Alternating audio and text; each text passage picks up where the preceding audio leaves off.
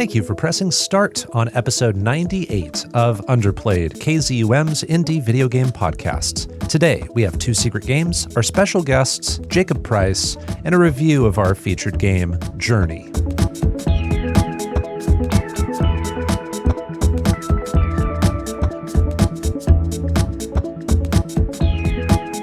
Here on Underplayed, we review indie games of all kinds, the games with small budgets but big hearts, the lesser-known experiences with imaginative ideas. I'm Bo Poe, and I have a co-host. What's better than that? He's shaking his cake in Human Fall Flat, powering his radio with the turn of a crank, and playing through games till the backlog is blank. It's the 1,000 times resistant, Google form insistent, funky member of the Bomb Rush crew, DiscoCola. How do you do? My neck, I gotta tell you, is pretty sore. I got some whiplash after my big-ass scarf got stuck in a door, but I think I can manage. How are you? I'm doing just fine, my mystery online wayfarer. Those are references to our featured game, Journey. This is our last featured game of Season 9 of Underplayed. And today, we don't just have Disco and me talking about the game. We also have a guest. We have Jacob Price of the Pre-Order Bonus Podcast and a writer for so many games and also a Twitch streamer and many other things. Jacob will be joining us in a moment to talk about his interests and things he has going on, and then he'll be helping us review Journey. It's his first time playing Journey for our show and for any reason whatsoever. So that's very exciting, and we're happy to have him on.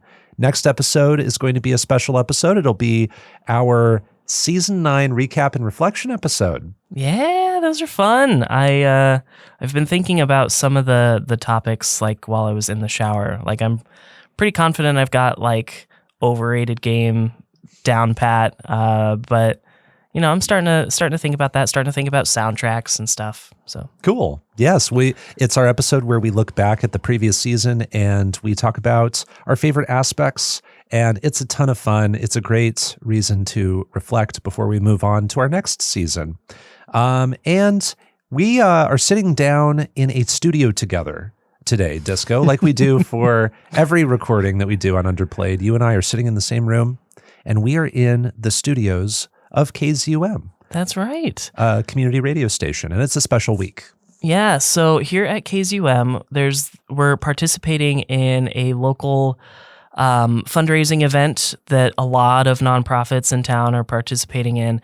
And basically what happens is at the end of the month, on May 28th of 2026, after we've raised all our money for the month and other nonprofits have raised all their money for the month, it all kind of gets like shoved together, and the Lincoln Community Foundation looks at how much everyone has raised in relation to each other, and then they divvy out this pool of matching funds of like $600,000 or something. And so, for example, if we raise 11% of all of the funds raised by participating nonprofits, we would then get matched with 11% of that, like $600,000. So if you don't know how community radio works, we don't do advertisers.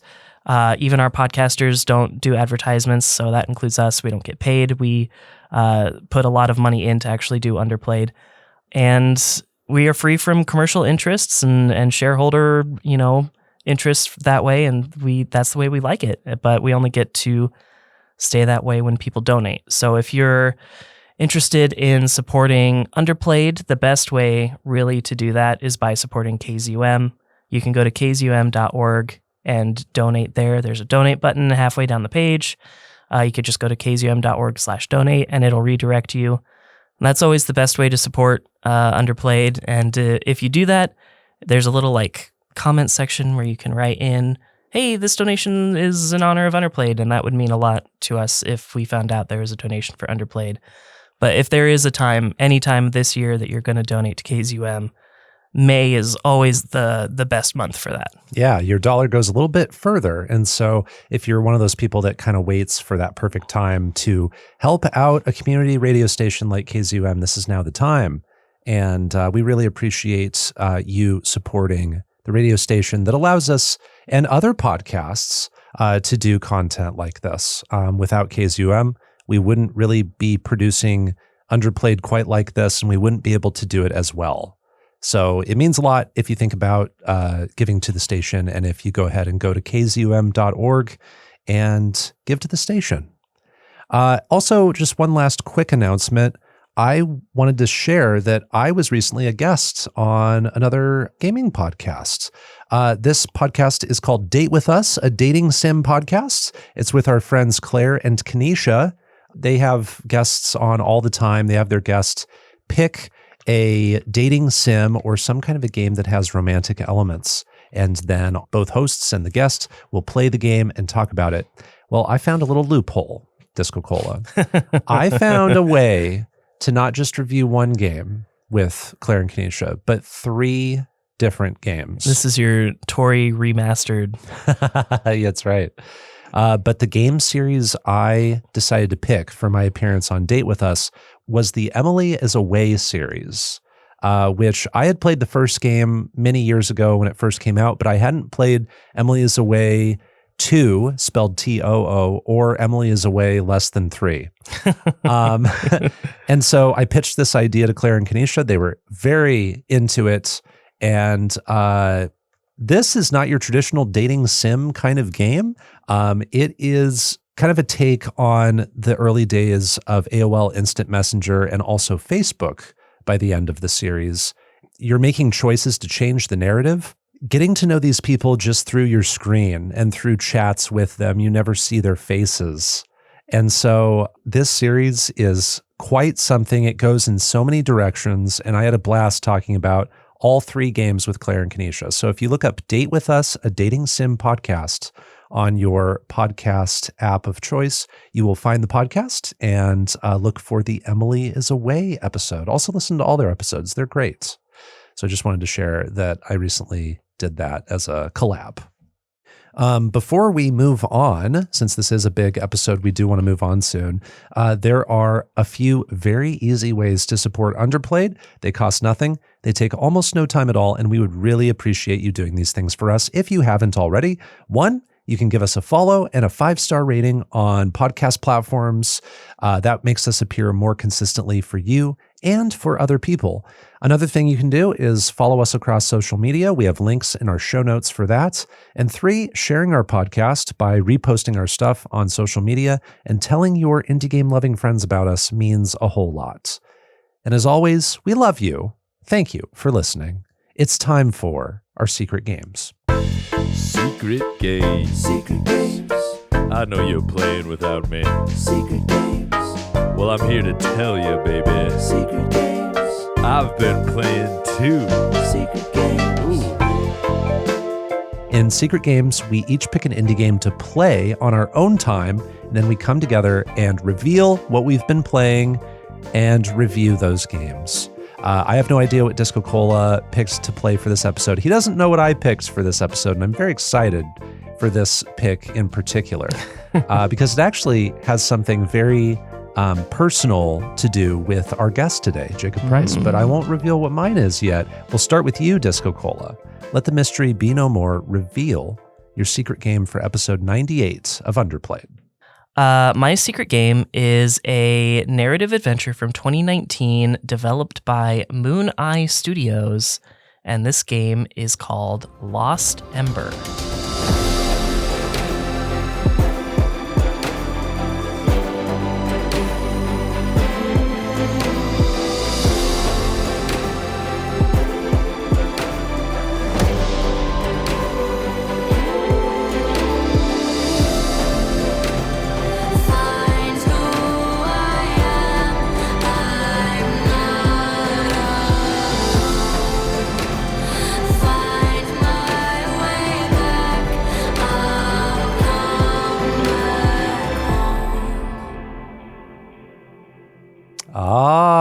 Lost Ember. I know of this game. You actually kind of sniped this one from my big list. It's somewhere in there. So. I feel like I've done that a couple of times this year, but yeah, you have. And I'm also aware that this recently got like a remake too. Yeah, I technically purchased that one, but I played the PS4 version, which is just Lost Ember. So perfect, sweet. Also, something that's been on my mind recently is I know Lost Ember focuses heavily on a wolf, which Mhm. I'm sure you'll tell us all about in a moment. But years ago, I used to think that it was a fox primarily that was in the game. Oh. And it's because I would often get Lost Ember mixed up with a bunch of fox games, Mhm. namely The First Tree, Endling, Extinction is Forever, Seasons After Fall, and Spirit of the North. All 5 of these games have sort of always like occupied the same corner of my mind. And I often think they're, instead of being 5 games, they're like 2 or 3 games. Yeah. But actually they're 5 different games. Yeah, so I didn't know about a couple of those, but the same, like big same. Like I would get this and Endling and the first one that you mentioned, the tree. Yeah, The First Tree. The First Tree. Yes. All of them, because they're like not too far apart, I think, in release either. Yeah, So- and a lot of them have very similar graphical styles and perspectives that you're playing as. And but they seem to be very clearly like gonna tug at your heartstrings at some point, kind of a yes, yeah, so like more emotional and similar poignant. vibes. And so I would like to have a resolution to eventually, between you and me, play all these games. Get them all done so we can compare so and we can contrast. compare and know the differences between them. Yeah, that's a good idea. We'll be the first to write the complete guide to canine emotional adventures. That's right. Yes. And it actually, all these games being similar to me motivated me to want to make a backlogged list a while back called Games Featuring Foxes. Mm. And so I actually do have a list currently going. I'm really behind on updating it, but it has over 100 games Holy smokes. featuring foxes.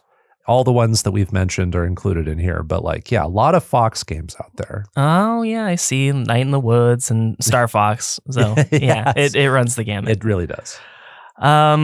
But yeah, in Lost Ember, you primarily play as the wolf that we discover pretty early on was a human in a past life. So I don't feel like that's a big spoiler. We learned that pretty quick. This wolf is presumed to be the guide for the floating red orb to reach this city of light, the red orb also being previously a human. Okay.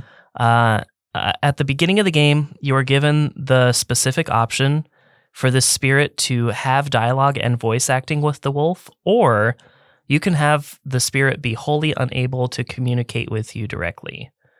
I'll talk about how I felt that option played out, but I'll just say for now that I selected for the more straightforward approach with dialogue from the floating spirit. As part of this relationship between the spirit and the wolf, we learned that the pair were once a member of the Yanrana culture, I believe is what it was. And as part of their culture, they are promised an afterlife in the City of Light.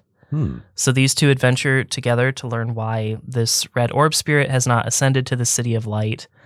You progress the story by discovering and viewing old memories, learning pretty early on that many of these memories contain the human form of the wolf in her previous life. Additionally, we, meaning the wolf, can possess any other animal that you are capable of locating. These animals include hummingbirds, some sort of waterfowl, moles, goats, multiple kinds of fish, and even more.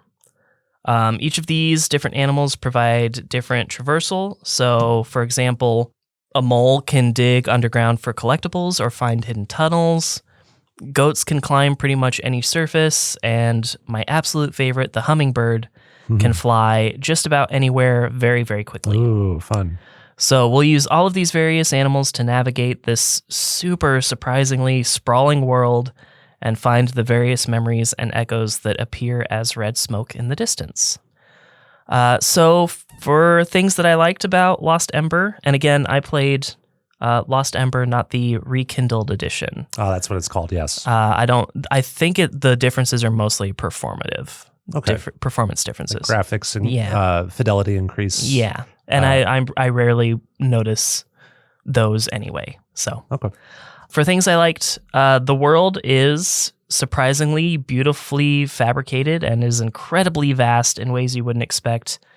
And normally I don't like massive worlds, and for the most part I still don't. But because of the scale and really the attention to detail, this world actually appears very natural and organic instead of something built for a game. And this is like an open world, right? I mean, It's pretty open. You're not on a track that has a bunch of one-way paths, right? Yeah, it's pretty open, and there are very few invisible walls. Like, there's a lot of ground you can cover. Controls generally feel pretty good, and they vary greatly between the different animals you can possess. They each control in their unique way. And then, some of the animals also just feel really great to control. Some of the fish feel really good. The hummingbird, like I mentioned. So I really look forward to any time I can be the hummingbird, and I try to be the hummingbird for as long as I possibly can. I think the story twists are fairly solid. I did see them coming like pretty early on, and I wasn't like actively like calculating, trying to figure out the game. It was just like, I bet this happens, and then I bet, this means this. And sure enough, like I was pretty much dead on pretty early on. There are memories and collectibles in this game, and generally they can be spotted with reasonable ease from a distance. And this is helpful because the world is really sprawling. The music in this game is really good as well, pretty much at all times. And then we get treated to just some really beautiful climactic music at the end of the game, which is always a plus and really helps tie a nice bow on an experience that you might feel not as positive about or not as negative about. It just really elevates that experience. And then this game, and I wanted to point this out when I was talking about Isla, A Frosty Glide, because originally I was going to play Isla for Journey. But anyways, this game, like Isla, has a bit of what I like to call the big float. There's a big float moment in Lost Ember, and it's just something to look forward to. Every game like this should have a big float. I agree. Yes. As for things that I don't necessarily love, the world is really big. There is a lot of ground to cover. Yep. And I know I like a lot of the collectibles can be spotted pretty well from a distance, but there's a lot of distance. And also there are some collectibles that can't be spotted from far away. This mostly being the mushrooms. You can locate and find mushrooms and cause them to sprout. Moon Eye loves mushrooms, apparently. That's right. Yeah, because they published Smushy Come Home. That's right. So, I mean, I either want fewer collectibles, or I want the mushrooms to be more visible, or just a smaller world, which would actually be my preferred take, is just a smaller world. But people like open world games, and I'm just not one of them. Certain biomes I don't really love exploring because it really limits which animals you can use. I'm thinking of the desert just because it's wide open and it's a desert, and I just don't really enjoy deserts.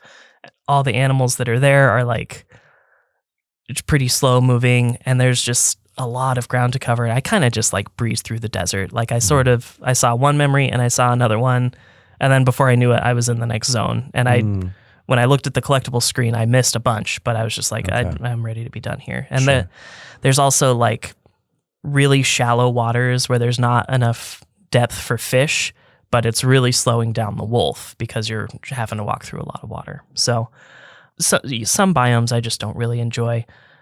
And yeah, just generally some of the animals I don't enjoy. That their controls don't seem consistent. I'm thinking of like whatever the waterfowl is. I don't know if it's a duck or some sort of.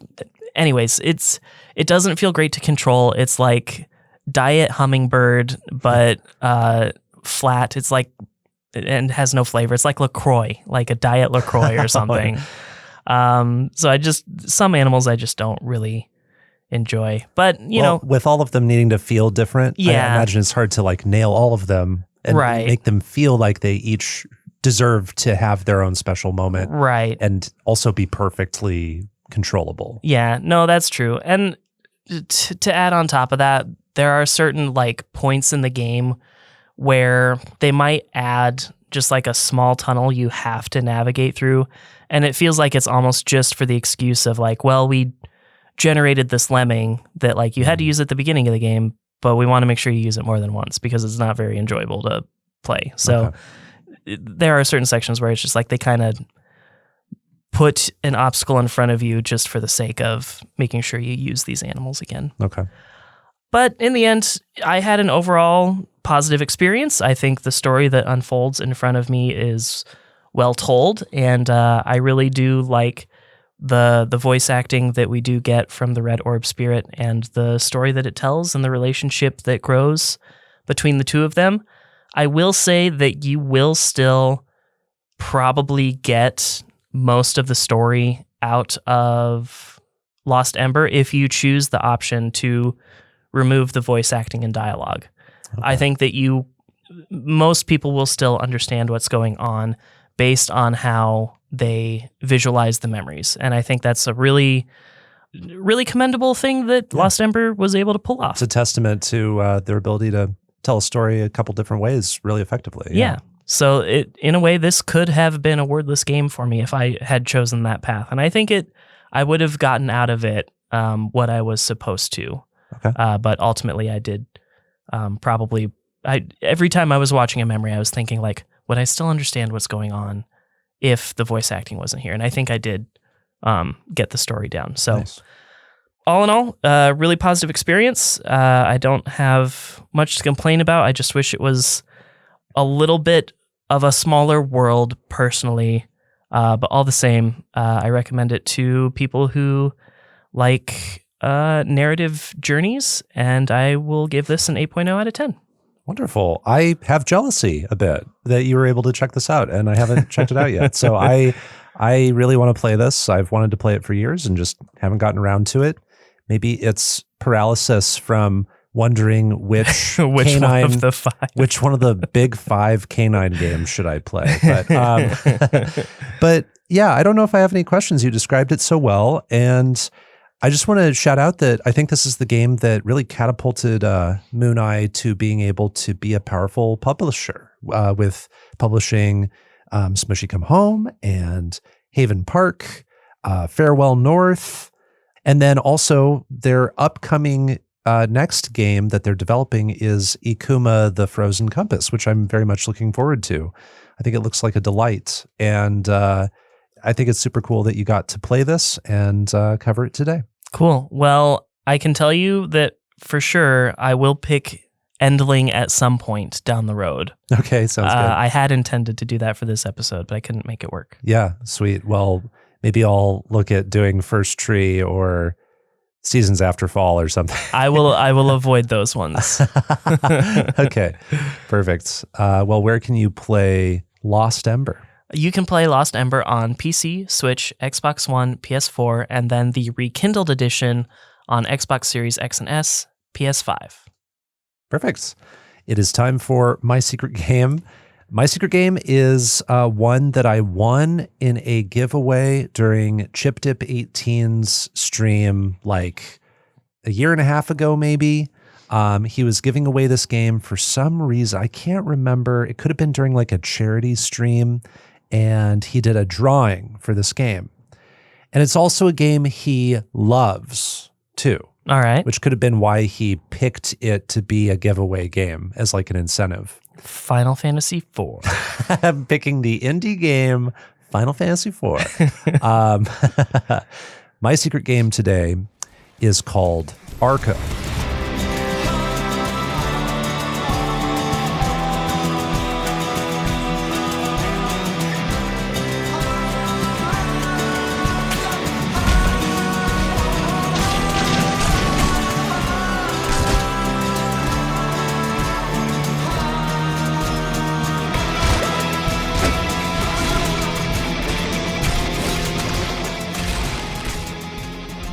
Oh, that is not what I was expecting you to say. But also, I'm very moderately familiar with this. Okay, perfect. Only as of recently. So Arco is a 2024 turn-based strategy RPG epic adventure developed by Franek, Max Cahill, Bibiki, and Faye. I'm probably mispronouncing a couple of those names, and I apologize. I did my best, but it's also published by Panic. The game synopsis from the Steam storefront reads, quote, a Mesoamerican fantasy RPG that blends turn-based and real-time combat. Explore the world through 3 handcrafted stories forged in bloodshed, laced with magic, and united by revenge. End quote. So this game takes place in a pixel art world on a North American frontier, and through 5 chapters, we focus on several characters of various cultures. Chapter 1 opens with young Tico, who has a shorter story that acts as a prologue of sorts. Chapter 2 focuses on Tizo of a culture called the Iyo culture. Chapter 3 focuses on Itse of the Kanik culture, and Chapter 4 focuses on the siblings Offer and Chio of the Tuog culture. Chapter 5 is where a lot of the previous threads of the game are tied all together. So 5 chapters in this game, and a common enemy that you find in all chapters is the Red Company, which are oil-seeking outsiders who terrorize these indigenous lands and people. And this game deals with strife, disparity, and bloodshed. You guide all of your playable characters on a path of vengeance in response to the horrors that have been brought about by the Red Company. And the game takes place across plains, forests, and deserts throughout this fictionalized version of Mesoamerica. Through all your travels, you come across villages, you interact with merchants, there are quest givers, you can choose to take on additional tasks that earn you supplies. The outcome of dilemmas can feel a bit like Oregon Trail. A guilt system is in the game too. This is tracking the actions you take. If you make good decisions that help people, your guilt will go down. If you make bad decisions that hurt people, your guilt will stack up. And if you accumulate guilt, ghosts will appear that haunt you during combat. Oh. And the combat in this game is a huge part of it. The combat is kind of turn-based, but also partly active, and those ghosts ignore the time that you're taking to make decisions. So while you're paused during combat, a ghost might appear if you have high guilt, and that ghost will just be floating towards you, pressuring you to make a decision. I kind of like that. Yeah, it's a really cool idea. And when you enter a combat scenario, you can see the intentions of your enemies, and you can select what action you'd like to perform in response to their intent. So you might see an enemy is about to shoot a gun. Mm-hmm. And what you should do whenever an enemy is about to shoot or like maybe do a melee attack at you, your first response to that should always be to run away or dodge. And then if an enemy is reloading or they're regrouping or they're mostly just moving, you should try to be on the offensive. And every character takes their action simultaneously, whether it's firing a bullet or arrow or taking some kind of evasive maneuver. All these actions happen in just a small moment, and then it pauses again, and you choose your next action to take. And many actions cost a resource called magia, which you can restore by doing something passive like moving or standing still. And defeating enemies earns experience, as does completing quests. And you can use experience to invest in characters' skill trees. You can unlock more attacks for them to use during combat. You can then freely swap out what abilities they're going into combat with.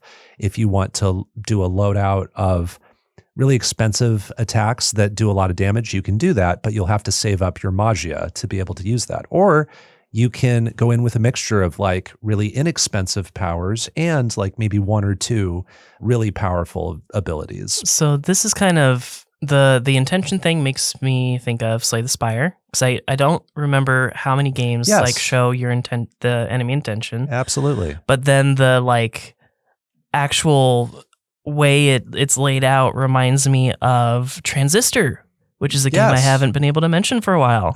Yeah, exactly. It is a lot like that. So the symbols above the characters' heads are a really great shorthand for knowing what's going to happen. A red symbol is always an attack. A yellow symbol is always a movement or more of a passive thing.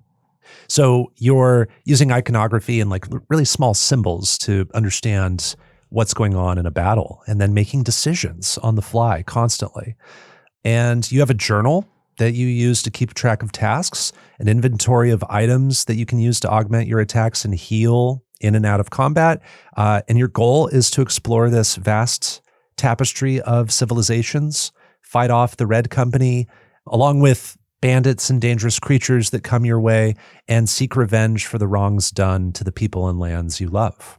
So what I liked about Arco is foremost the general presentation of this game. I think this game is gorgeous. It is grand and cinematic. You travel around on llamas in this game. So you're seeing like just these big vistas in a lot of the chapters, and you'll see your character you're playing as in that chapter on a llama just kind of bouncing around.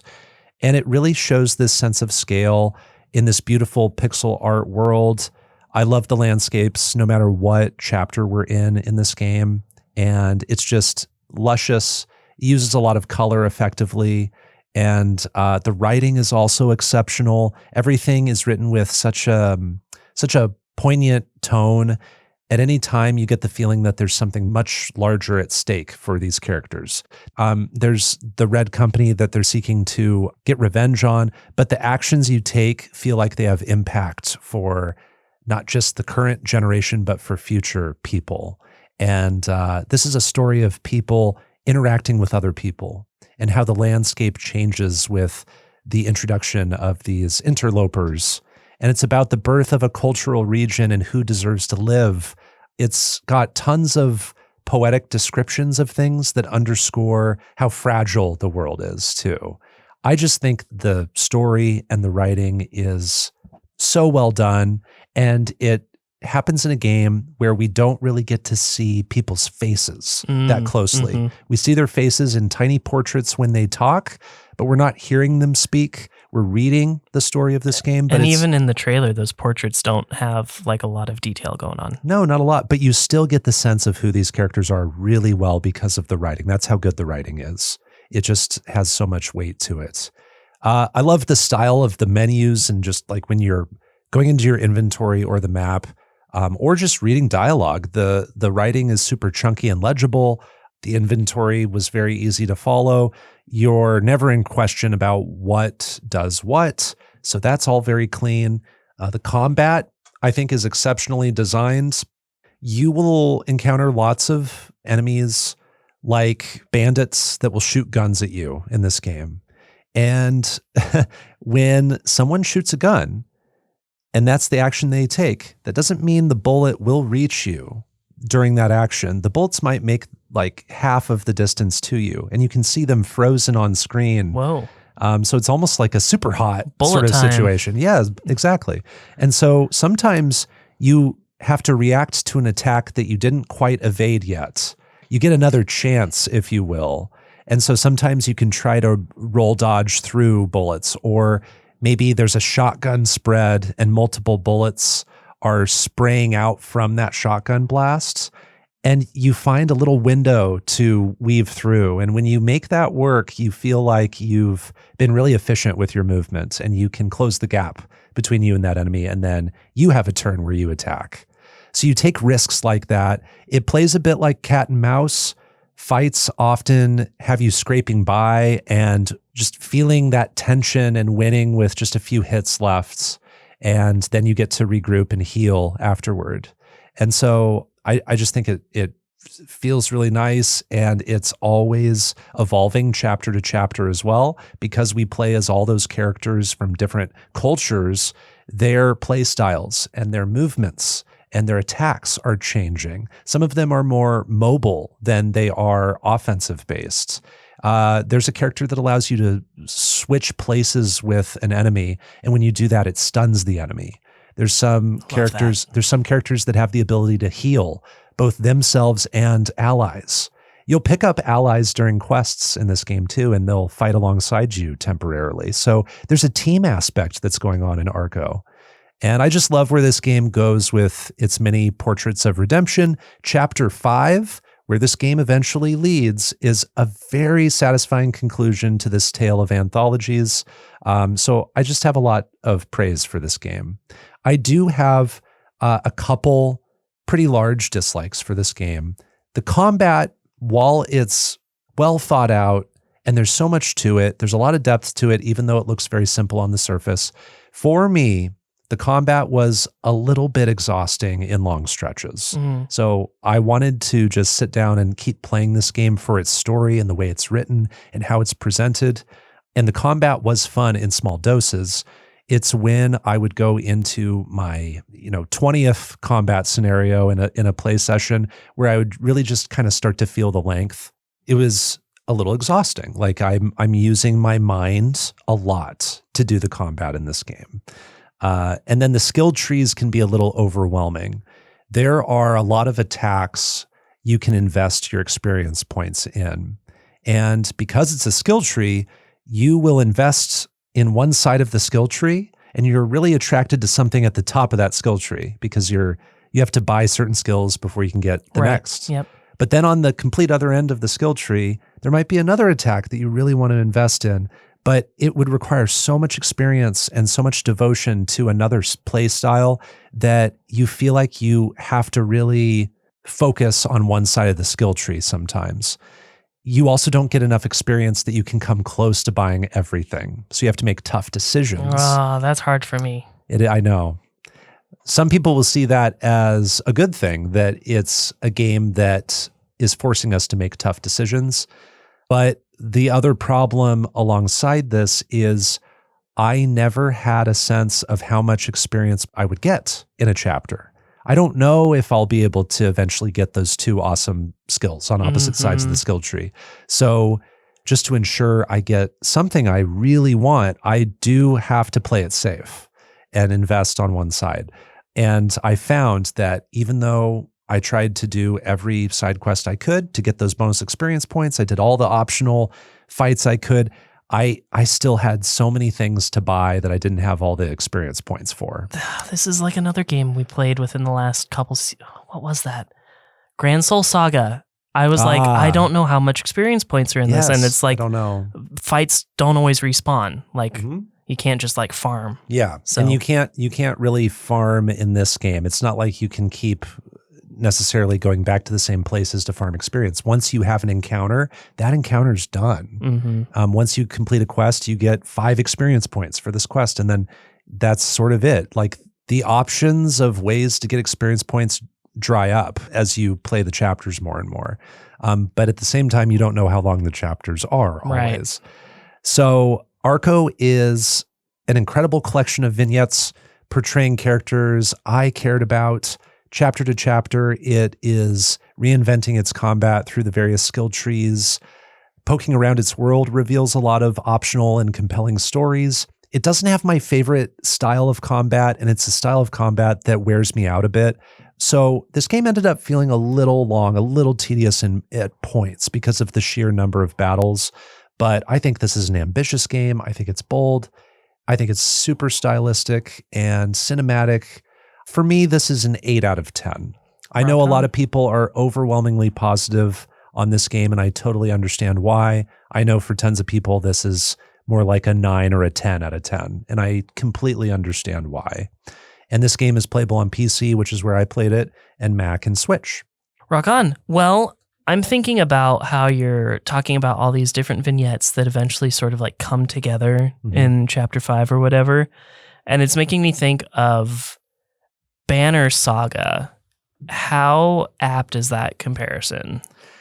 I think it's very comparable to Banner Saga, whereas I wasn't sure how different the outcome is for each and every player in Banner Saga. I think you're pretty much heading toward the same general conclusion in Arco.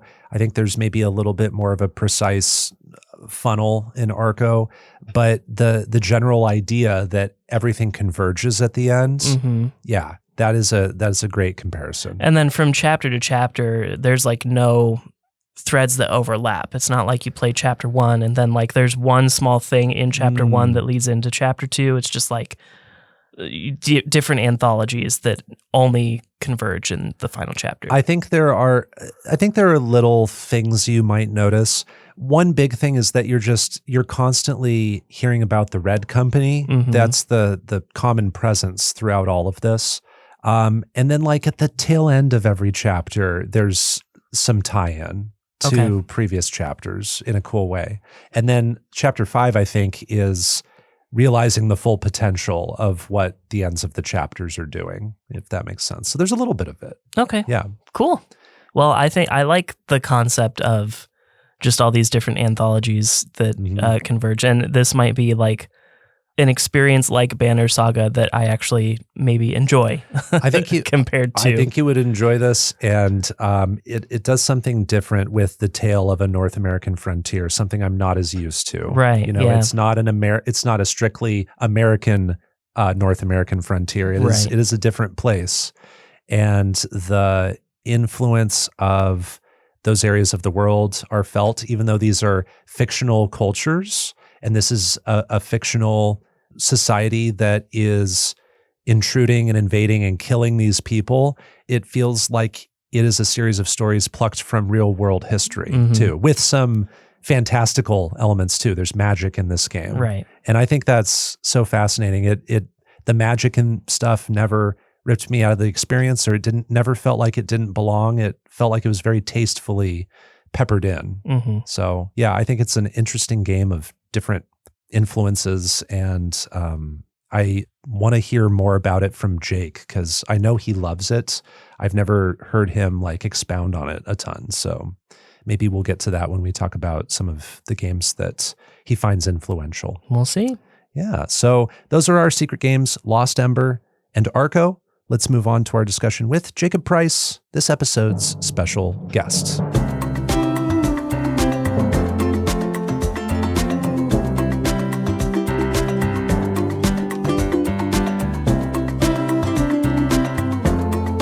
Today, we've received a podcasting blessing, because the Pixel Professor will teach us a lesson on dipping chips and Lord of the Rings lore, and I thought I loved Cuphead, but he might love it more. There's no one greater than this defenestrator. Everyone applaud twice for the great Jacob Price. How's it going? Oh my gosh, dude. I was really composed about 30 seconds ago. I was composed, measured, sitting up straight in my chair, ready to say something profound, but I have just been floored. I've been taken out by the knees from the Limerick King, Bo himself. I followed just about everything except for defenestrator, and now I'm worried about who I am talking to. Well, this is a deep cut, as this they is a say. deep cut. We can get into that maybe when we ask you about your streaming journey, Jake. Yeah, absolutely. That's where that can come up. But you will have the context, DiscoCola. Okay. That is a deep cut. As deep as a cut you might receive from being defenestrated. There's a couple other injuries you might have to worry about after that. Right. But it really depends what story you're getting defenestrated from. In my experience, that's true. My mind went to what story went into you getting defenestrated, but I'm tracking now. Jacob, thank you for being with us today here on episode 98 of Underplayed. This is our last normal episode of our show in our batch of 100 episodes that we're calling our omnibus, our first omnibus of Underplayed. After today, we will have collectively played. Oh no. I guess I didn't think about the number. It's like 301 games, right? It might be a little bit under that. Yeah, 300. 301 games, because it's 10 episodes a season. Let's call it 300 games. Yeah. I don't know. That's a lot of games, guys. I'll do the math myself. while you guys introduce each other. I think that is right. But yeah, Jacob, we know you quite well through a variety of reasons and a variety of people. But you being our guest here today means we are going to talk to you about your interests and all the activities you do, all the content you make. And so we want to start with what are your gaming tastes and where do they come from? This is a really good question. You know, I think as a child of the 90s, as an elder millennial, video games have always actually had some sort of presence in my life. I think my earliest memory of interacting with a video game was going with my older brother to one of his friends' houses. I must have been 4 or something at the time. I was really, really young. And they were playing, my gosh, I wish I knew exactly which game it was. It was a Teenage Mutant Ninja Turtle game on the SNES. And I remember not knowing diddly squat about anything and being like, I didn't know who the Teenage Mutant Ninja Turtles were. I didn't know what was really happening, but it just looked cool and everybody was having a really good time. And then other early memories I have of games, similar scenario, going to somebody's house. This must have been later, but they had the original Lion King and Aladdin Disney games, the ones that are notoriously difficult platformers now. Yes. I'm already tracing the line from this to present day because I've seen some of the games you play. So those are my 3 earliest memories of video games. I didn't really have a console in my house when I was younger. However, the first, I guess, console that I owned was a lime green Game Boy Color. Nice. I'm pretty sure my mom got it for me on a whim, so not even for a birthday or Christmas or anything. Big win. And it came with Pokemon Blue and a guidebook to the game. And I was in love with Pokemon from afar because as a kid, I didn't really have any of the Pokemon cards. I didn't own a game. But that was my first real personal gaming experience. I actually asked my dad years later. I was like, Dad, I remember Mom got me this thing, but it wasn't for like any holiday. Do you remember why? Because my parents typically weren't the type of people to like buy what would be, like an expensive gift outside of a holiday.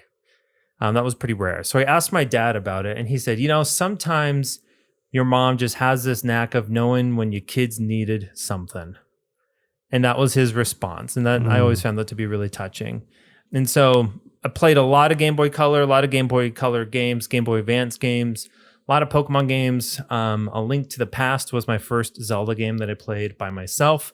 I had played bits and pieces of Ocarina of Time at friends' houses. And so I was on track actually to be maybe a Nintendo kid growing up, but I actually didn't own a console until I was about 11 or so. I saved up my hard-earned money to buy a PS1 and the now infamous Glover. And Glover I still have fond memories of Glover. I'll be honest. I loved that game. I played the absolute heck out of it. Before achievement hunting was a thing, I'm pretty sure I 100%ed Glover at some point in my childhood. And so that's where my gaming comes from. Bo, you kind of make this joke here. It's funny because I've asked people what they think my favorite genres are, and they immediately say precision platformer or Souls-like games. Which I have seen you play a fair share of them, but your tastes run the gamut too. It's a wide spectrum of interests that I see you exploring. I honestly think at this point, if I will give every single game a fair shot, pretty much regardless of genre. The one genre that I will avoid, not because I think it's bad or anything, but it's very hard for me to enjoy are fighting games. Oh, I think I maybe like 2 fighting games. And a big part of that is just split second, super quick inputs, quick reaction times in a way that it's really hard for me to read telegraphing and know what kind of combos to do in that short amount of time. Whereas even like precision platformers, whenever I fail, which is quite often, I'll be able to set the controller down and think, and I don't ever feel like I can do that in a fighting game. So that's the one genre I would say just hasn't been my jam, but there's always gonna be a soft spot in my heart for Pokemon and most games. I actually was thinking before this episode what my game of the year was the past few years running, and they're all quite different. Nice. That's very interesting. Yeah. Love that. So we've invited you here. We know that you're a part of the Pre-Order Bonus podcast. We want to know, what are all of the different forms of content creation you do? Too many, man. Started doing the Pre-Order Bonus podcast in December 2019. I think our first episode came out on December 5th, if I remember that correctly. And it was an episode on a Destiny 2 expansion because my co-host Cameron and I used to play a whole lot of Destiny and Destiny 2. That used to be the only game I played for quite a while. I want to say it was the Shadowkeep expansion for you Destiny fans out there. I want to say that came out around then. So we've been doing that ever since then. I think out of 52 weeks a year, we average probably 47 episodes, something like that. So we're pretty good about getting something out weekly there. The format actually has largely remained the same. We're actually over 250 episodes right now. We couldn't think of anything to do with it for episode 250. We like to be, sometimes we disagree on how organized we should be, but we like to be pretty organized in our episodes, where we analyze games via different categories: narrative, game design, and impact on the industry. Those categories have changed over the years. And typically we're covering a pretty wide spread of games, but typically we're skewing towards the AAA end rather than the indie end. I think the most indie game that we played was a game by Glass Revolver called Ida. That's ITTA. Yeah. Ooh, yeah. yeah. It's a bullet hell game. It is tough as heck. Yeah. But yeah, I want to say that was probably the smallest game that we did. Our top episode ever since it released and to this day is our episode on Stardew Valley. It makes up probably of our monthly listens, 10 to 15% of all listens every month. Wow. That episode just hit a bunch of algorithms, and it is super easy to find, and it is our most listened to episode by far. Huh. And to this day, Wow. every month it's on the top list Wow. of episodes listened to. It feels like a lot of shows can have that one episode that's the star. I think one of ours that stands out is Outer Wilds. That one feels like it gets a lot of plays. Disco's looking up our top. I'm looking up our top to. episodes real quick. Yeah, but I know Outer Wilds is one of the top ones, and that was our 10th episode, right? So that was many episodes ago, many seasons ago. Many seasons ago, huh? Cool. Any other special moments or milestones from your show's history that you want to think back on?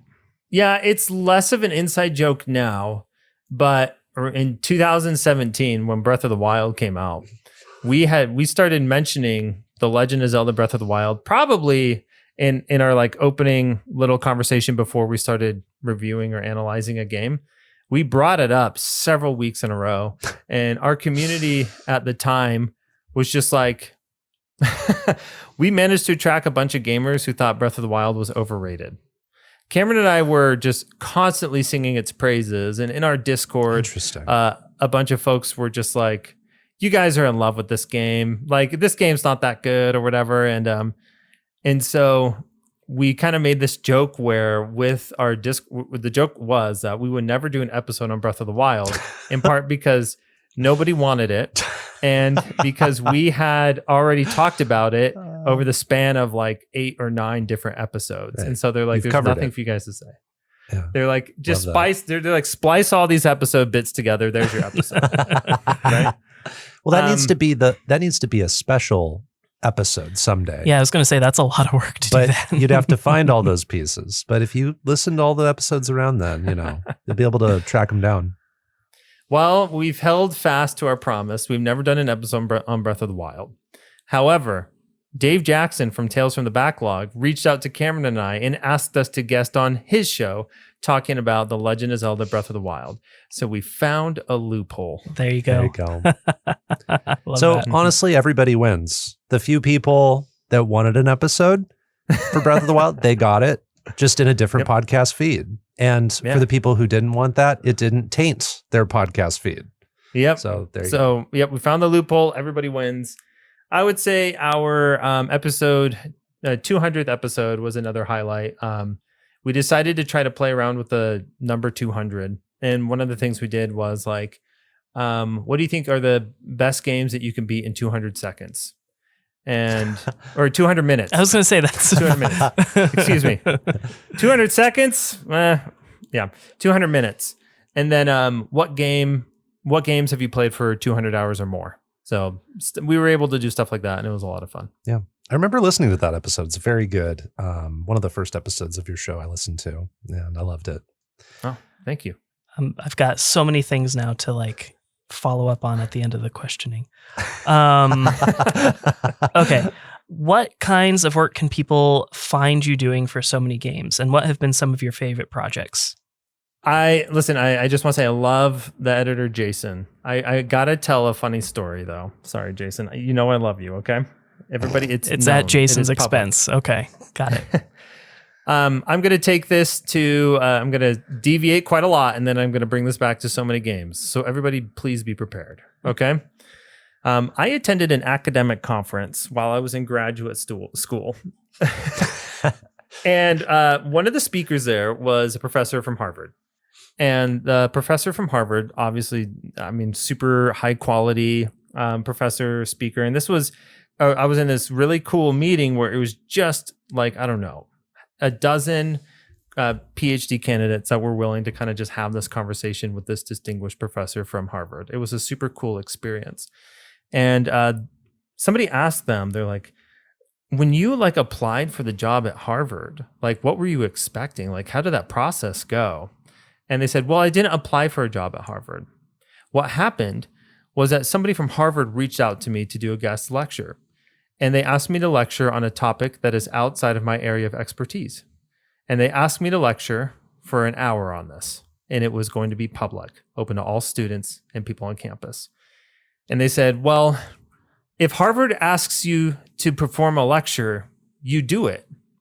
And so that's what they did. They said, I spent every waking moment I had becoming an expert on this topic, coming up with a presentation, and then I gave an hour-long presentation on that topic. And then after the presentation happened and it went really well, Harvard then asked them if they would like to interview for a position, for a job at Harvard. So keep in mind that they did not apply for this job. Invited. It was not on the radar. Right. This is how Harvard found their candidate. Okay. So many games is the Harvard of the games industry. Okay. And Jason operates this way. I had done an Indie Impressions episode on the game Fountains, a game that I had streamed.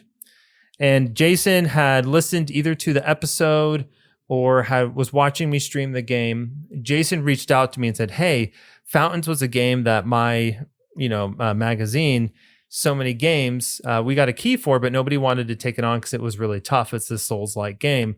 And I listened to your episode on it. I was wondering if you would do a script for about a 10-minute video reviewing Fountains. And they're like, we just need you to send the audio. We'll attach all the B-roll footage to it. And then we'll do it for So Many Games. That sounds nice.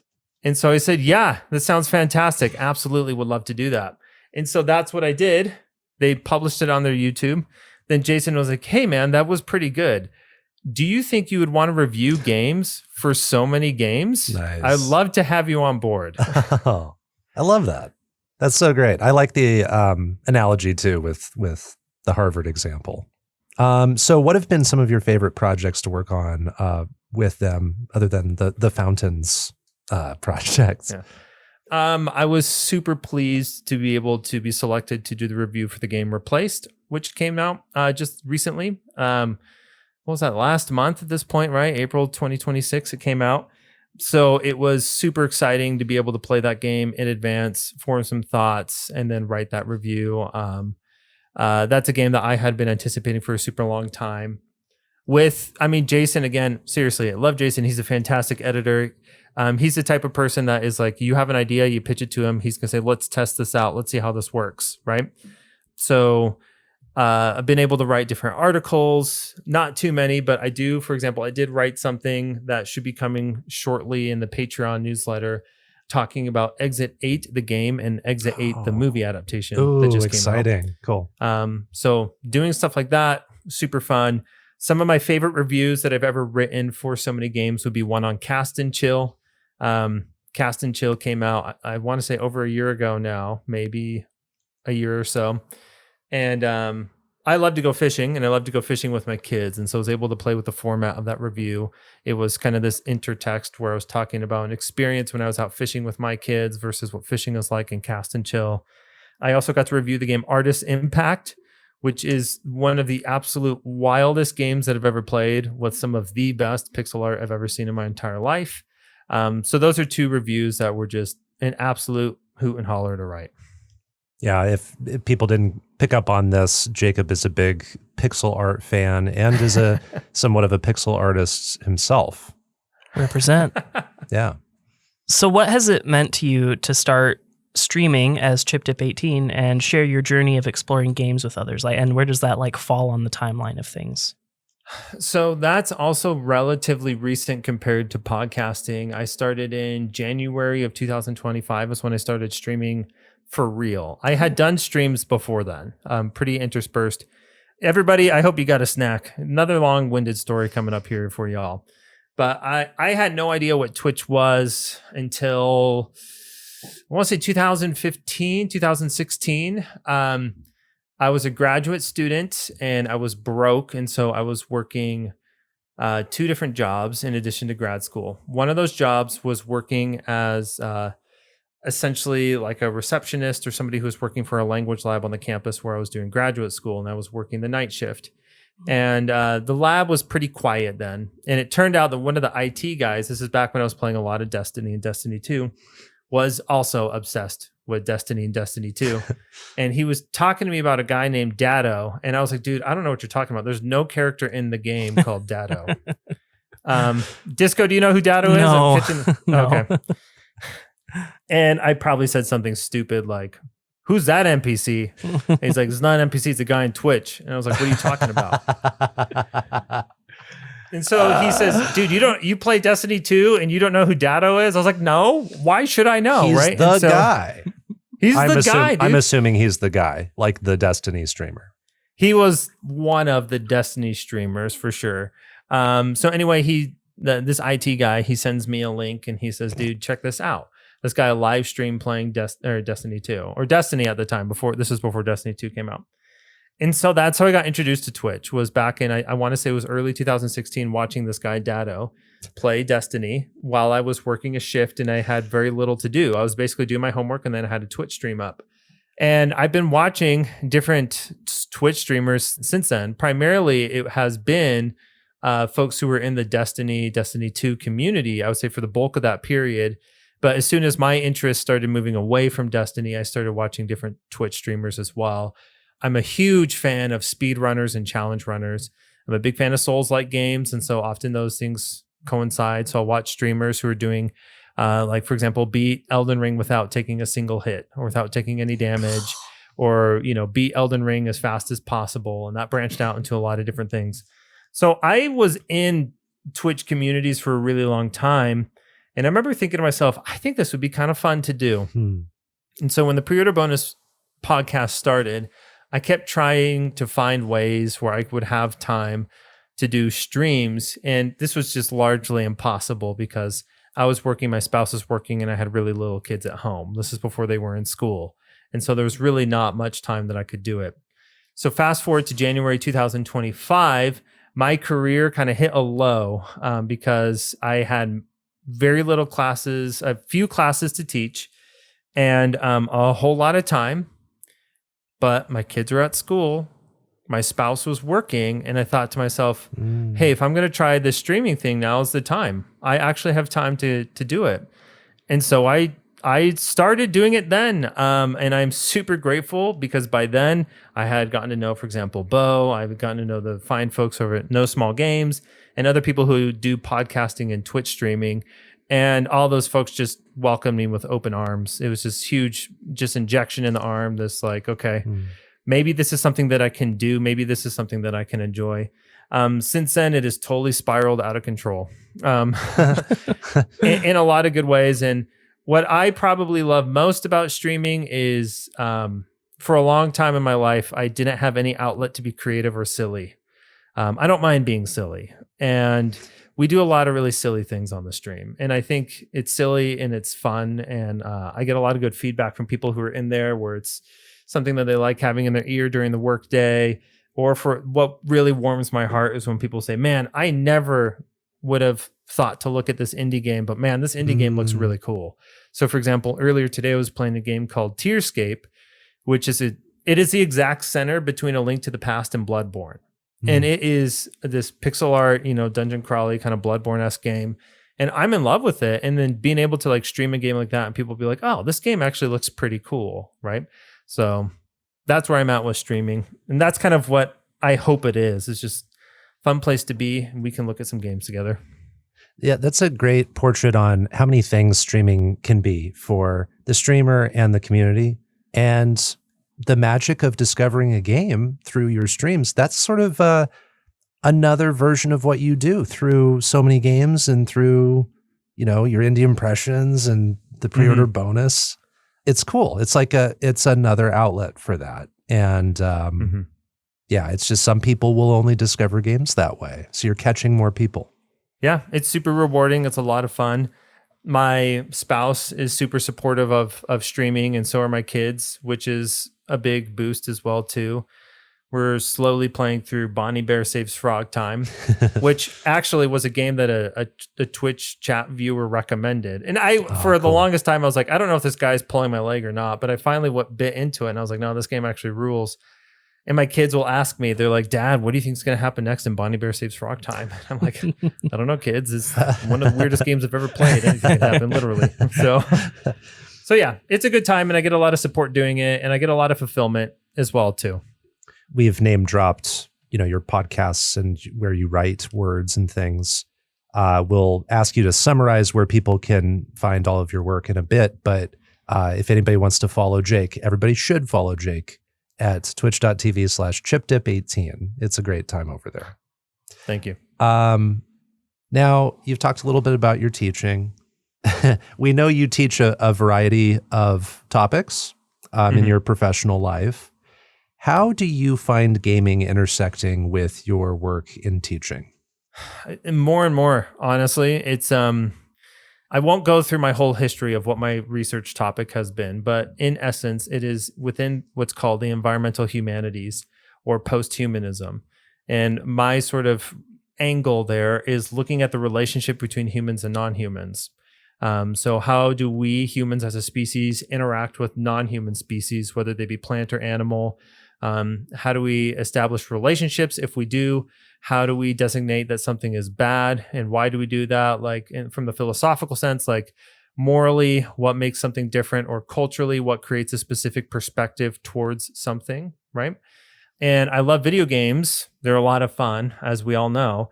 There are a whole lot of video games that are participating in this type of conversation about what is the relationship between humans and the environment. And oftentimes these games will have an environmentalist angle or messaging or game mechanic or something along those lines. And so I actually will be teaching an introduction to environmental studies class and then an environmental ethics course. And as I'm thinking about these courses, I'm thinking about them theoretically, philosophically, ideologically. Like, what do we think about when we're thinking about the environment? Why do we care about the environment? Do we only care about environmentalism insofar as it means that we get to extract more resources? Or do we actually care about these landscapes that we inhabit, right? Like beyond the fact that they provide us with what we need in order to survive, right? And so, for example, in the environmental ethics course, I'm thinking, okay, we're going to go through all this in the traditional sense, but also there are video games like Terra Nil. There are video games like Synergy. And these are types of city management games where you directly have to have some sort of interface with the non-human world. And so in that ethics class, we're going to talk about, ethically, what are these games promoting in their game design, right? But also, how do you actually achieve sustainability? Is this game designed in such a way that we're thinking about sustainability beyond just human survivorship?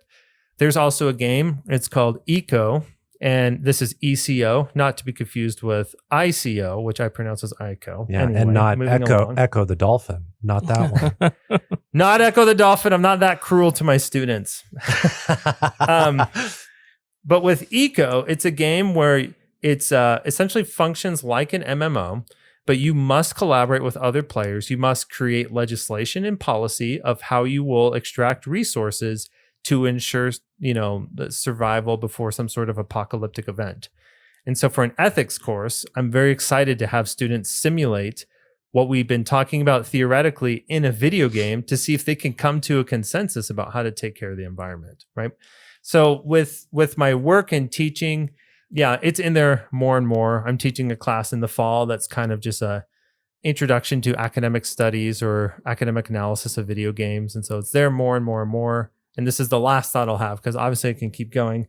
But it's fascinating and it's wonderful because as I'm pushing more and more for this in my department, I'm seeing a lot more opportunities where people are interested in something like a digital humanities lab, Like, where could we set up some computers and force a bunch of students to actually practice environmental ethics in a simulation?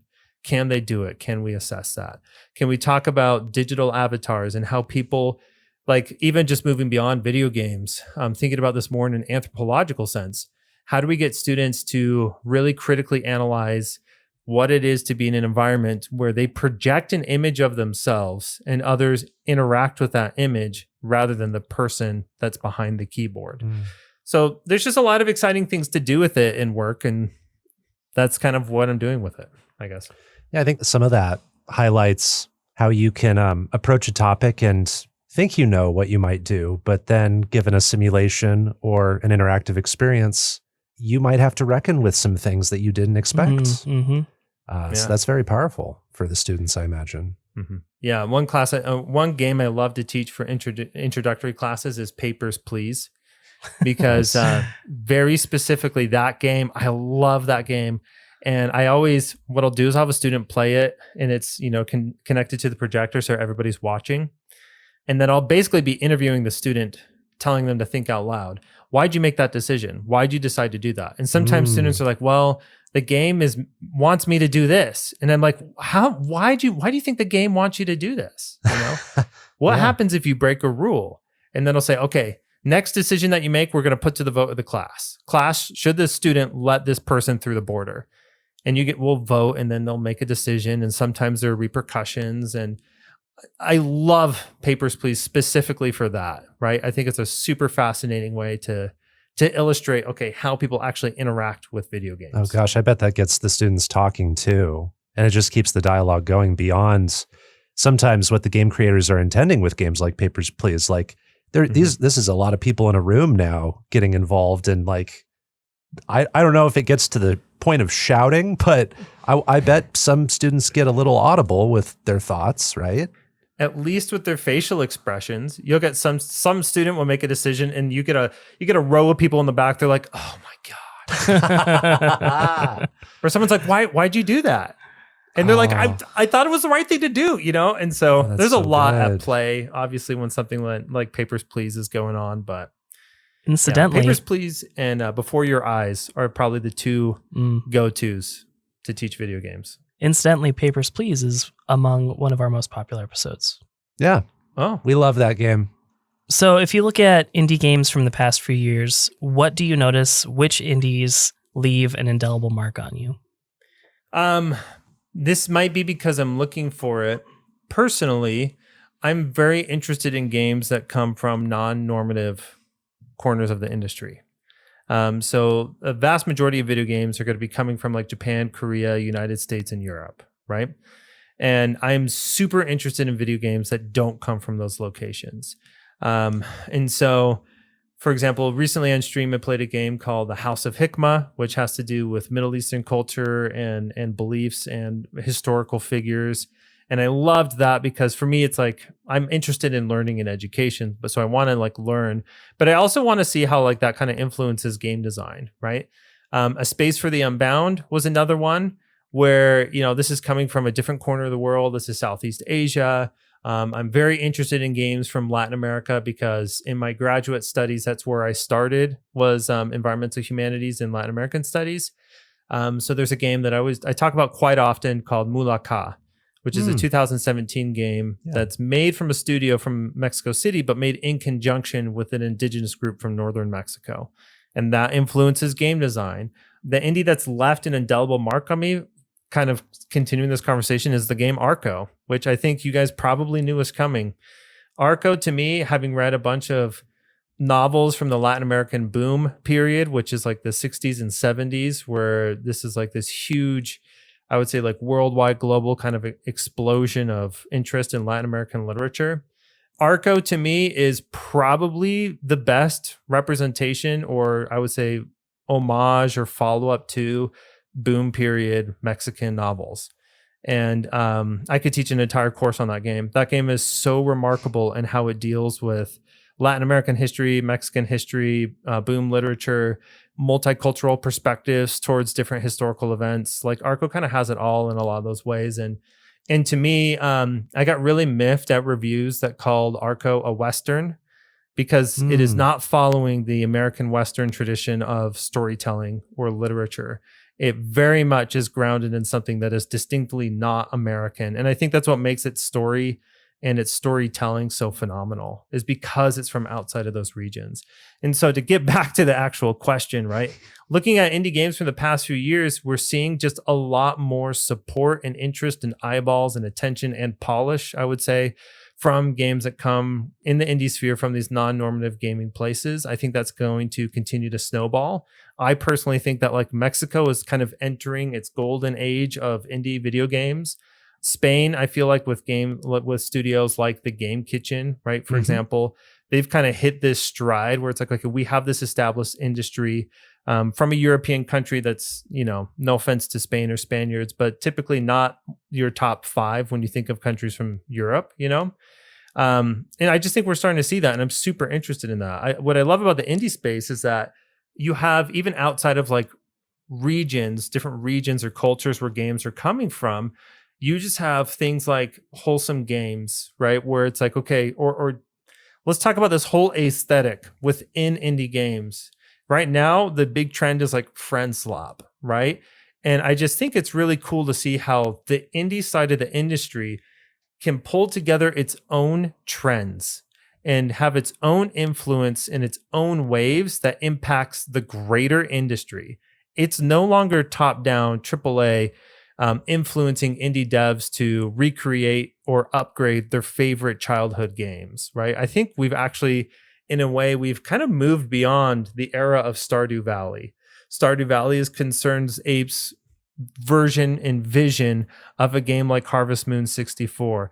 And I think we've moved beyond that, where indies create their own trends rather than recreate memories. Yeah, the indie space feels like it has its own zeitgeist, and it feels like things just catch on without a way to always organically describe why that is. It just feels like there's a shared consciousness. Yeah, I remember talking about like Bat Boy and how Bat Boy is a Mega Man like, but really it's more of a Shovel Knight like than a Mega Man like, and that's sort of what I'm seeing more and more, is that these games are referencing other indie games in their inspirations. Yeah. If I could go back to your like corners of the world and just offer some recommendations, or at least just one. Dandara is a game that comes out of Brazil. I don't know if you've played that one or not, but is it? Have I beat it? No. But yeah, the name itself, I guess, references a historical figure from Brazil as well. And one of my favorite devs, Studio Pixel Punk, they're out of Brazil. I don't know like how strong the Brazilian cultural inferences or how strong the Brazilian cultural inspirations are on their games, but that's just another great studio out of Brazil.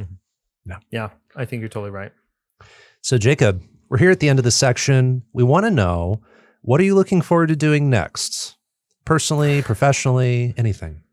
Well, my semester has ended and I'm on summer break officially. Congratulations. Nice. Thank you. I'm teaching one summer class, which I am I think, anyway, I'm very lax in the summer.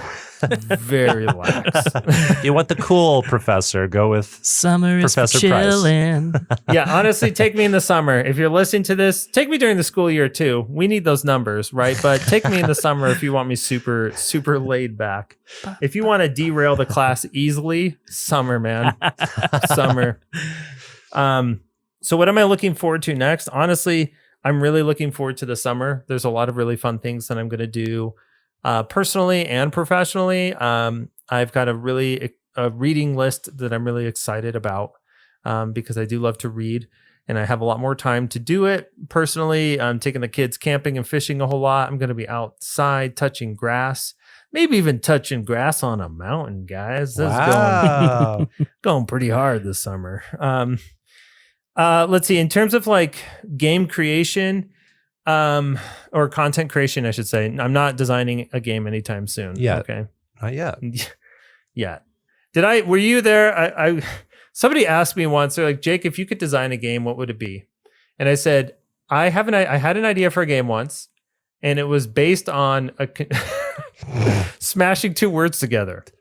The game is called Sure Chicken, and it's about an old man who gets one of his chickens stolen, and to get it back, he is blessed by a golden chicken that he throws as a shuriken over and over again. It's an action platformer. It takes you 3 hours to beat. And it's He already knows how long it is. Perfect. I love it.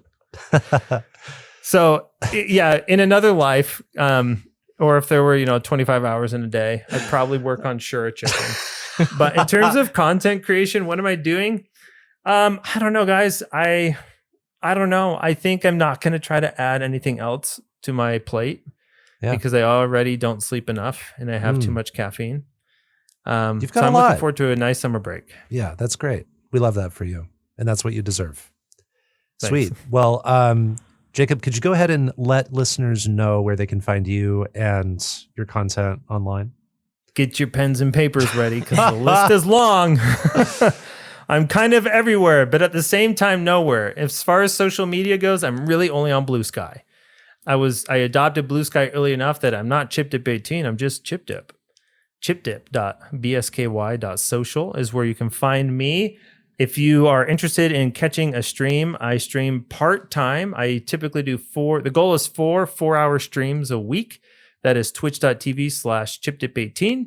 If you want to find me on a podcast, the Pre-Order Bonus podcast, you will find everywhere you listen to podcasts.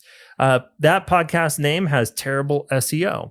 So if you actually want to find it, don't type in Pre-Order Bonus. Type in Pre-Order Bonus podcast or Pre-Order Jacob. You cannot order me for pre-order. Just to make this very clear, right? A mail order podcaster. Yeah. When I'm desperate for money. No. Yeah. That will probably not help. And sorry, everybody. And then lastly, if you want to read what I write, you could go to so manygames.uk. And I have a bunch of reviews, articles, and interviews with devs there. Beautiful. Well, Jacob, thank you so much for giving us that journey. Whoa. Boo. On yourself and everything you do and your interests. But we're not done with you yet. We're going to move on to our next segment with you, which is reviewing the game you chose from our list. Journey, it is our featured game.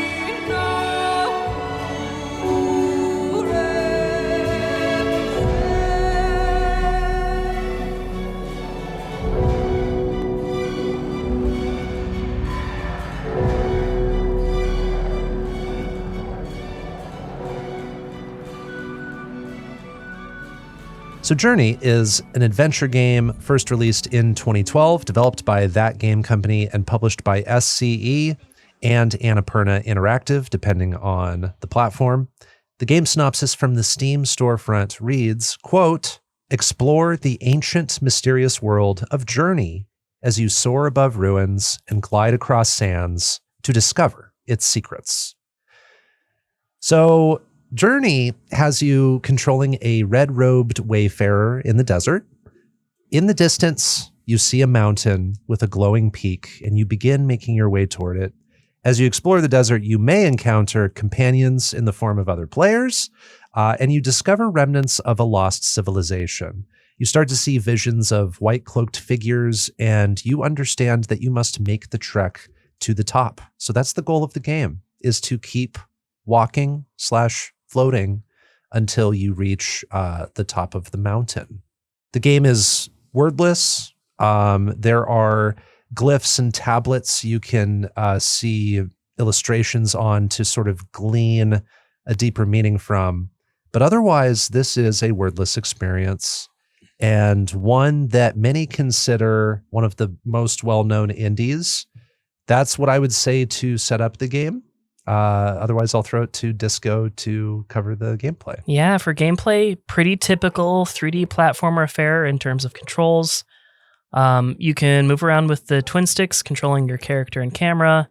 You can jump as you return to the ground, whether from a jump or a fall. You slowly float down. Eventually, you will collect these glowing symbols that will add a length to your scarf, which symbolizes extra jumps your character can perform. You also have something that Bopo has been calling a chirp. This is primarily meant to activate thingies. Sometimes it's like long pieces of cloth that will activate some other platform. Sometimes if you chirp near a flock of these like floating talisman pieces, they will restore your scarf jumps and just generally lift you into the air. There's also these like lore walls that are activated by doing a big chirp. And then the terminals at the end of each level require a chirp. And then the chirp offers more uses when you encounter another player in the world. Chirping will alert your comrade to your general location. And then if you're close to each other and chirp in each other's proximity, you can refill each other's scarf jumps, which is big. The only other thing I can think of in terms of input actions is that if your character reaches some sort of slope, you'll automatically kind of go into a bit of a slide down the slope.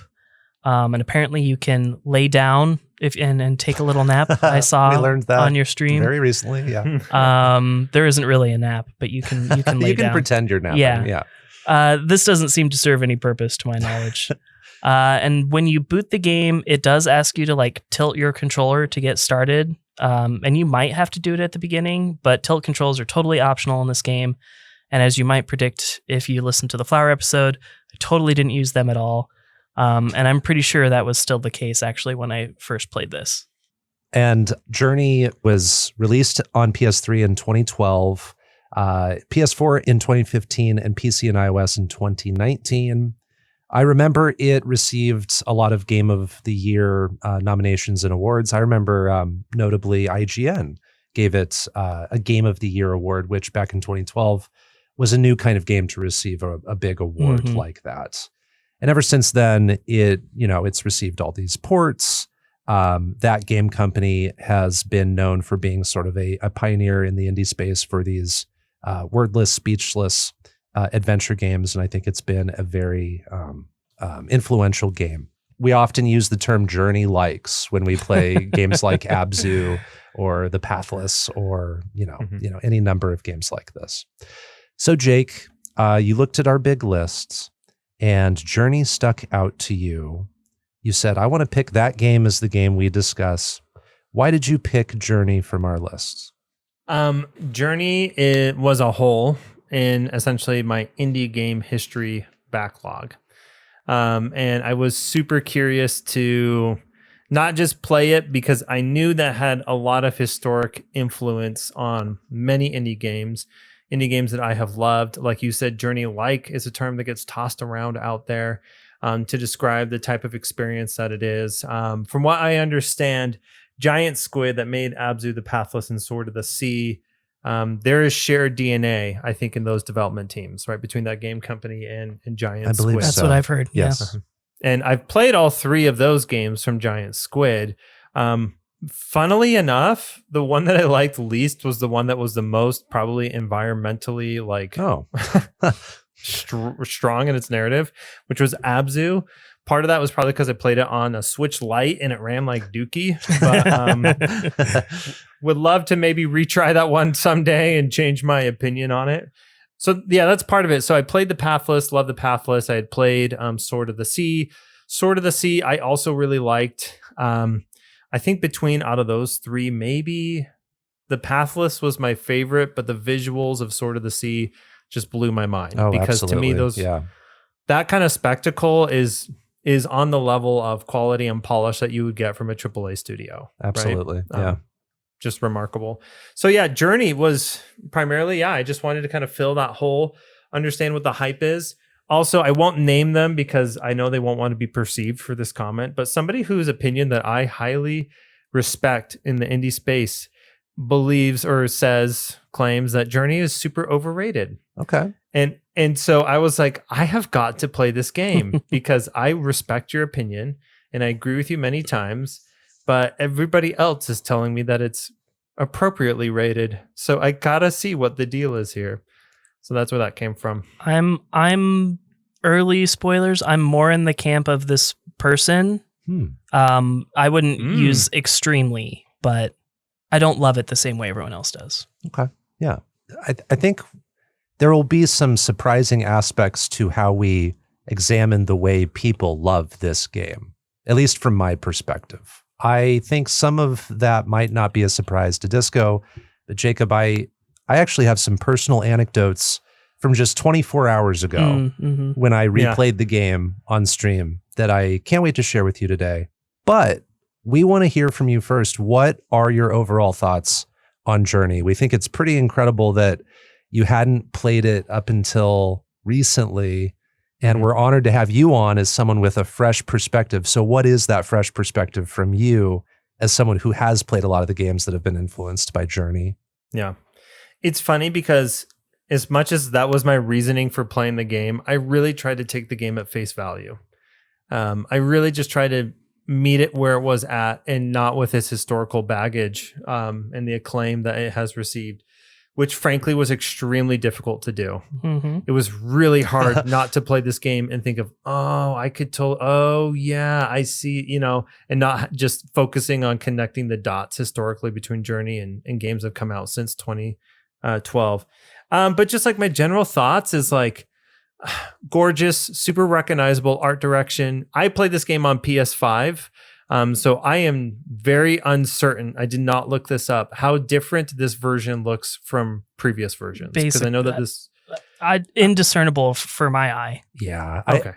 I think it's going to be this level of beautiful that you're describing on any platform. It was the PS4 version on PS5, or is there a PS5 version? I think it's PS4 version. It's a PS4 version on PS5. Yeah. Perfect. That's what I thought. So yeah, that's the version I've played the most. I've played this game several times, and playing it on PC last night, it's like, oh yeah, this is what I remember. It looks just like the PS3 version too. Yeah. So yeah.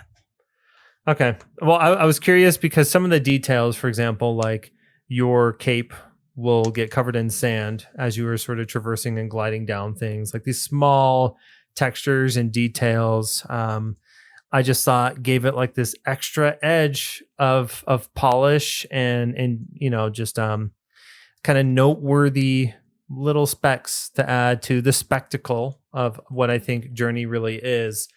It's interesting because this game is carried, right, not by its words or just direct storytelling, but environmental storytelling or these storytelling panels that you come across and the music.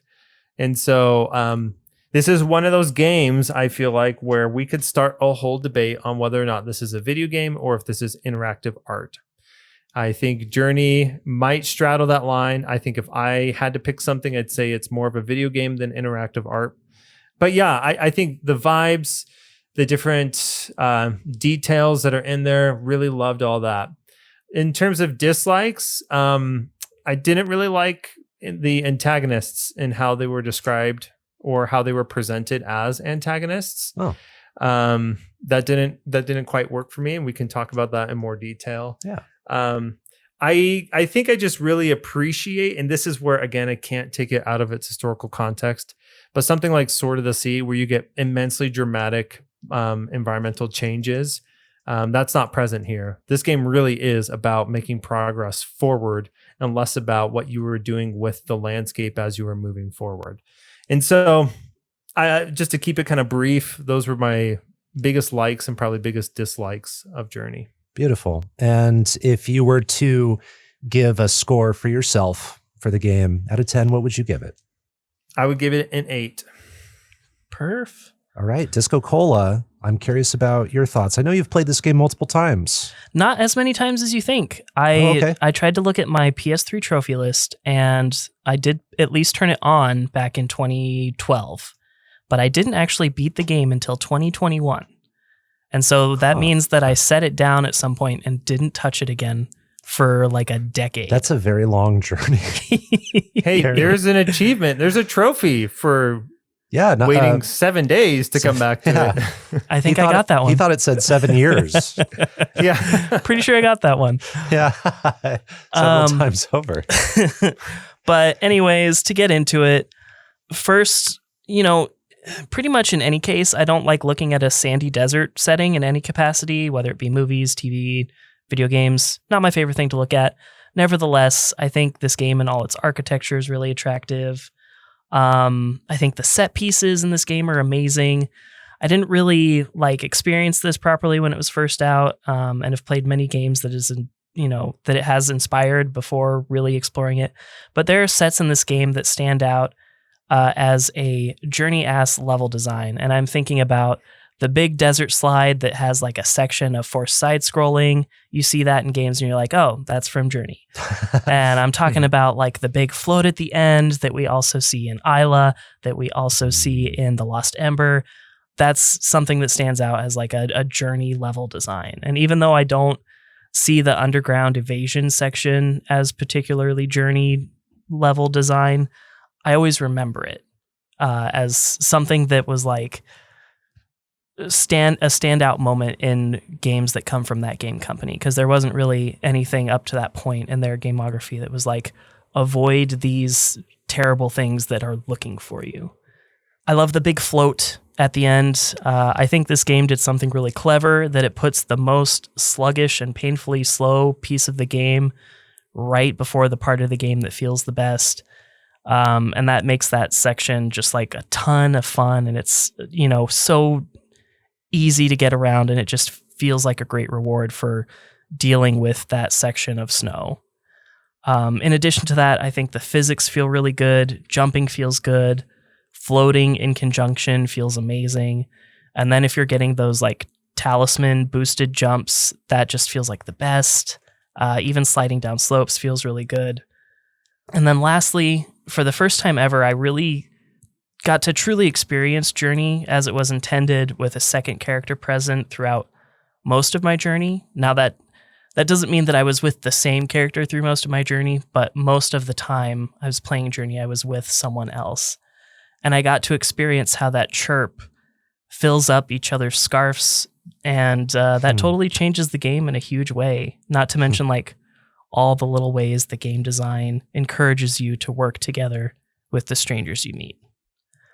For things that I didn't like, I like the collectibles, but I think some of them are too hidden. And then in many of the different levels, you can't really retrace your steps or double back. Now, you do get access to a really solid stage selection once you get back to the beginning of the game. But if I revisit a stage and I get one of those little emblems, for example, at what point is it saved as having been collected? Is it when I finish the level? Is it when I collect it right away? I don't really know. And I feel like the chirp is the perfect tool that's already in the game to sort of ping collectibles or, interactables nearby. If you chirp, and if you do a bigger chirp, maybe the radius for response to a collectible nearby is bigger. So I feel like that was a little bit of a missed opportunity there. For me, I think the story is a touch too vague, and that might sound like a riot coming from someone that loves Hyperlight Drifter as much as I do. And maybe that's a fair response. And if that's the case, maybe that means it's too vague, but also not compelling enough for me to really dig in. And at the risk of misspeaking or misremembering, I think we said similar things about Abzu.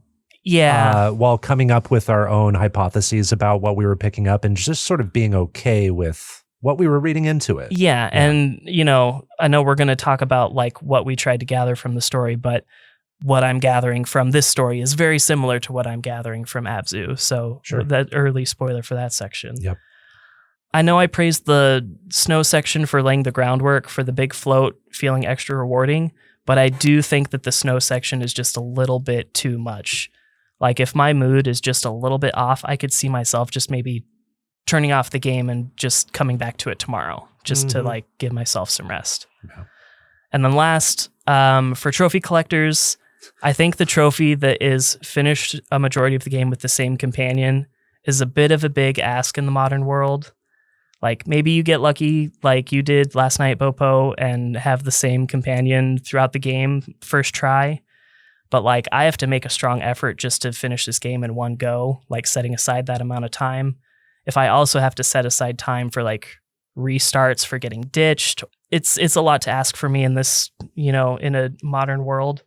And I not to mention like if you're playing this in the far future, you're just less likely to meet players because the game is that much older. And I just fundamentally don't like being locked out of achievements or collectibles or content because you don't play it in a certain time and place. But at the end of the day, this game is influential for a reason. I think it's a great follow-up to Flower. It feels way better to play. I don't know if I love the scenery and the story and impact as much as Flower, but all the same, because of that improved gameplay and because of all the great set pieces, I do like it marginally more than both of the other games that came before it from that game company. But I will give Journey an 8.5 out of 10. Okay. Yeah, I think that's very fair and well said about likes and dislikes. And I agree with so much of what you said. Guys, I'll just be honest. I usually do have a few notes typed out in a bulleted list that I reference as I'm remembering and gathering my thoughts on a game. I didn't do that for Journey. Interesting. So I'm flying blind a little bit. That's what I did with Flower. So I'm interested to see where this goes. Fascinating. Yeah. Okay, so I might not do it as deftly as you did. We'll see how this goes. Big praise. It was beautiful. If people didn't listen to the Flower episode that we had with Flora Marigold last episode, please listen to that. It was a lovely time, and Disco's thoughts were special. For this, I would like to just talk about a few of the touch points that Journey has had in my life. So I remember, Disco, back in the day, you were one of my roommates. Mm-hmm. I'm going back that far. Okay. Yeah. This is college. 20, that would have been 2013. Yeah. To 2014. Because I got married shortly after 2014. Yes. So it was around that time. Journey had been out a year. It was only on PS3. And we roomed with our friend Grant. He was one of our roommates. Mm-hmm. And I have a very special memory of Grant recommending this game called Journey to me. And I had It's always Grant. It is always Grant. Our friend Grant, he's been our friend for a long, long time. And we had a PS3 in the house. I don't remember whose it was, but I remember he was going out to do something. Very popular guy at the time. Or he was going to class or something. And he sat me down. He's like, you should play Journey while I'm out. And I was like, okay. I think I was bored or something. I was looking for something to do. He's like, you should play through Journey. I pick up Journey. He's gone. I'm just by myself. And I played through it. And I was just enraptured because I'd never played anything like this.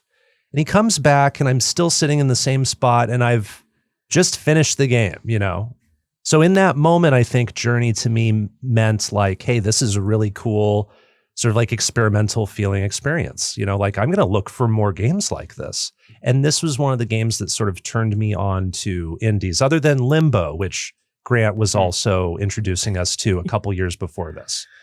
So one of those early influential indies and one that started to shape my tastes in gaming. Mm-hmm.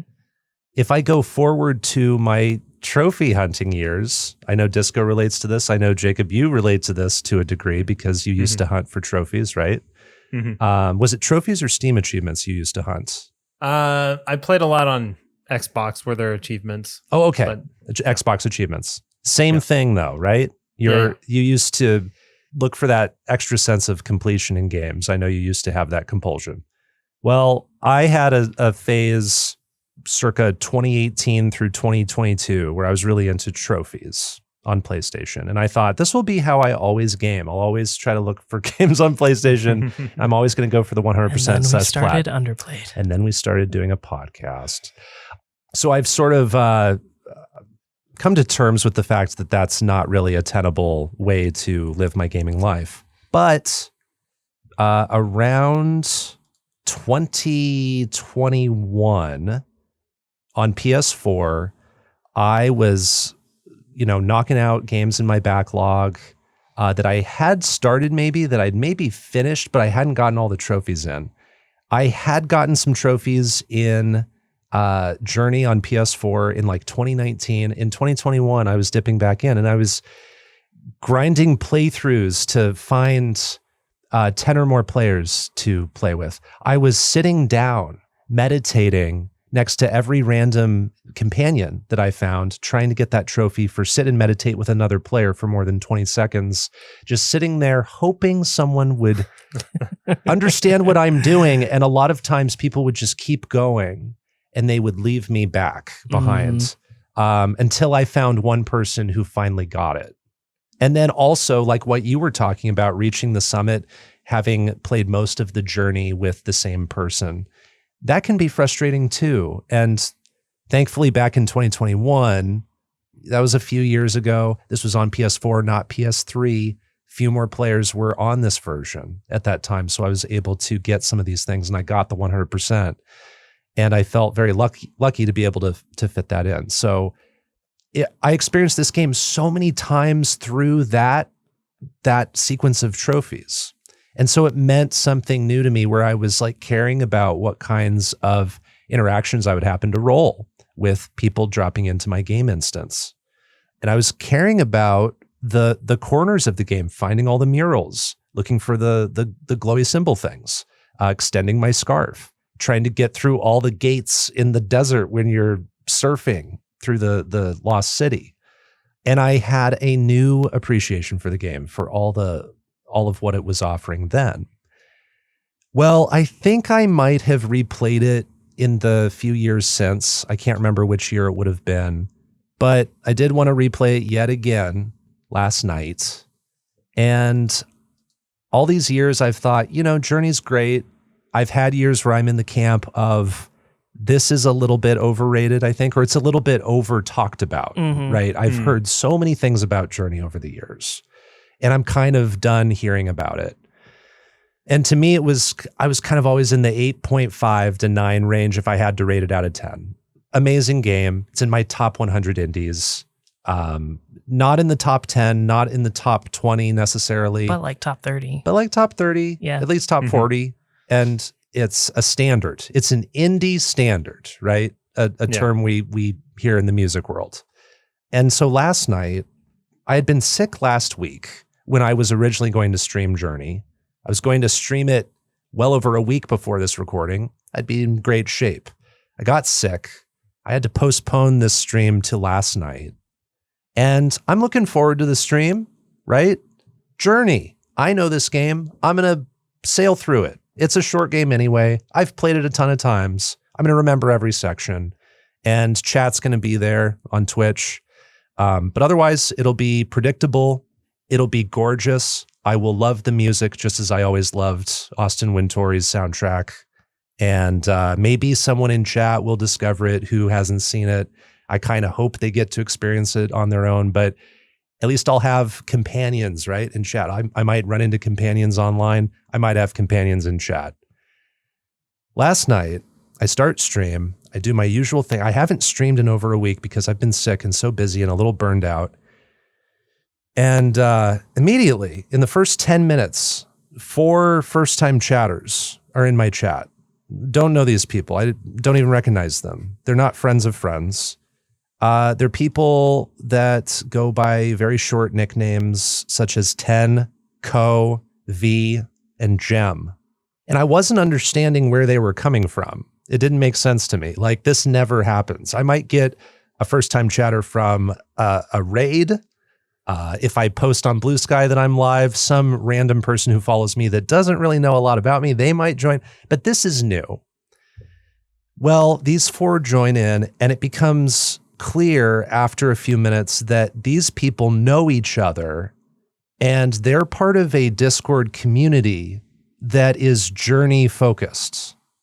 And they have a bot that will alert a channel in the Discord server whenever anyone goes live on Twitch with the Journey category. And so these people will notice new streamers playing Journey, or at least streamers they don't recognize, and maybe friends that stream too. They'll pop into each other's streams and new friends' streams of Journey. And the experience I had last night was one of the most magical indie gaming experiences, one of the most incredible streaming moments I've ever had. I cannot overstate it because of the warmth and the kindness that I experienced through this game, through these people, just a small percentage of this passionate community that plays this game a lot. And this happens in other That Game Company games. I understand that Sky Children of the Light has a super passionate and very kind and very helpful community. And so knowing that going into this, I wasn't totally surprised that there were people who were into Journey, but man, these people were in my chat adding to the experience, not hogging it, but like adding to it in a way that really warmed my heart. And I suddenly got the sense that I was playing with one of them. The game doesn't tell you who you're playing with if you find another player, but they were sort of teasing with me. They were saying, oh, it could be one of us. You know, you'll have to wait and see at the end. And I kept I was like, I think it is one of you. Either Tenko, V, or Gem. One of you is this person who's helping me out. And I could tell this person knew what they were doing. They knew where all the secrets were. I could tell they were so patient. They would chirp at me to tell me to go places without, losing their patience, and helping me find all the symbols that I had forgotten the locations of. And it did end up being one of them at the end, I found out. It wasn't my first guess, which was fun, but it was one of them. And so last night's Journey kind of revealed a little bit more about what this game is. It wasn't just that it's this game that people have this intense emotional attachment to, but it's that this Journey game is a game about the journeys we take in life and how our perspective on the journeys we tend to take, even if at a glance they are identical, through a different lens at a different time in our life, they can land in a new way. And so where I would have called this game like influential and amazing and a classic a few years ago, I now want to sort of add on that this game is special. It has given me so many important personal touch points, and I would like to, for me, consider this a 10 out of 10. Wow. Ooh. And I have enjoyed going deeper and deeper into the whole of the Journey community, and it keeps going, and it keeps going and going. And so the story of what this game is and what it does and why it's great, I think extends beyond the game, and that's undeniable to me. And that's not often something that I get to praise about a game. And I can share even more about this in a moment, but that's most of what's in my mind and on my heart about Journey. And so I'm going with a 10 on Journey. Excellent. This game is great. It's pretty good. It's pretty good. It's pretty good. I remember when it was coming out that one of the selling points was that you will meet someone on your journey and you won't know who it is, which was kind of unusual, especially back then when everything was an online shooter and you were playing with people who had screen names over their head. Yes. And so, and on top of that, you had an especially magical experience in your stream last night. Like I was there and that was like, how in the world is this happening to a person? And it's because I was playing it with that circumstance of I am streaming it. And so this Discord server happened to catch me. And I know that's not the most approachable way to get into that kind of experience. But listener, I want you to know that this Journey community, if you just search online, Journey community Discord server, you're going to find these people. Okay. Join their Discord server if this interests you. They are people who talk about this game as if it just came out. A lot of newcomers to the game asking questions about, do the online features still work? Who can play with me to help me get this trophy? I'm on this platform. It's a thriving community. Well, and because I ran into 4 different players when I played, and that said to me, wow, it's incredibly lucky that someone who was in Bo's stream happened to match with him. Because back in 2021, when I was trying to clean up the trophies on PS3, I was trying to match with my brother. Yeah. He was playing the same game, and I was like, surely no one else is playing this but me and my brother right now. And I tried like 3 or 4 different times, never matched with him. It could have been extreme luck. It could have been serendipity. Maybe it's common that someone that joins you as a companion is someone from this Discord community, and it's just like, hey, this person just happened to also go to that channel in the Discord server and join my stream. But like, it just felt like they were all camping out. I think they were all saying like, we'll try to match up with you. We'll try to meet up with you in that first area that you can meet people, which is the bridge building section. They camp out there and they wait for people to get to that spot when they're trying to link up. And it worked. So Jake, we've already talked about the build up to the first playthrough and, like trying to keep those expectations out of your mind and things. So I don't know if we need to cover that topic unless you had anything else to share, like as far as your expectations and how they were met. No, but I got to say about the multiplayer aspect, I purposely skipped your stream last night, Bo, because I didn't want to have any influence on how I would play the game. I wish I would have been there because my playthrough was entirely solitary. Wow, with whole the time? exception with the exception of 5 seconds where somebody was standing there and didn't move. And at first I thought that they were just a part of the environment. Oh, sure. You thought they were an NPC or something. Or you and thought I didn't realize it until the credits when it said people you journeyed with and there was one name. What platform did you play on? This is on PlayStation. Okay. I played twice because I wanted to try and get all the collectibles on PS4 as well. And the second time I played through, I met no one at all. Yeah.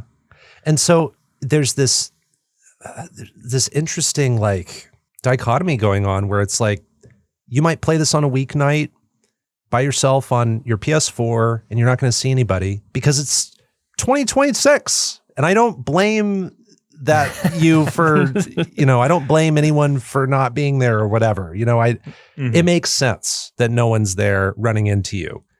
At the same time, there is like this safe haven of like journey passionate people, and they're trying to find each other. It's like they're playing their own version of Journey outside of the game. And I just love that.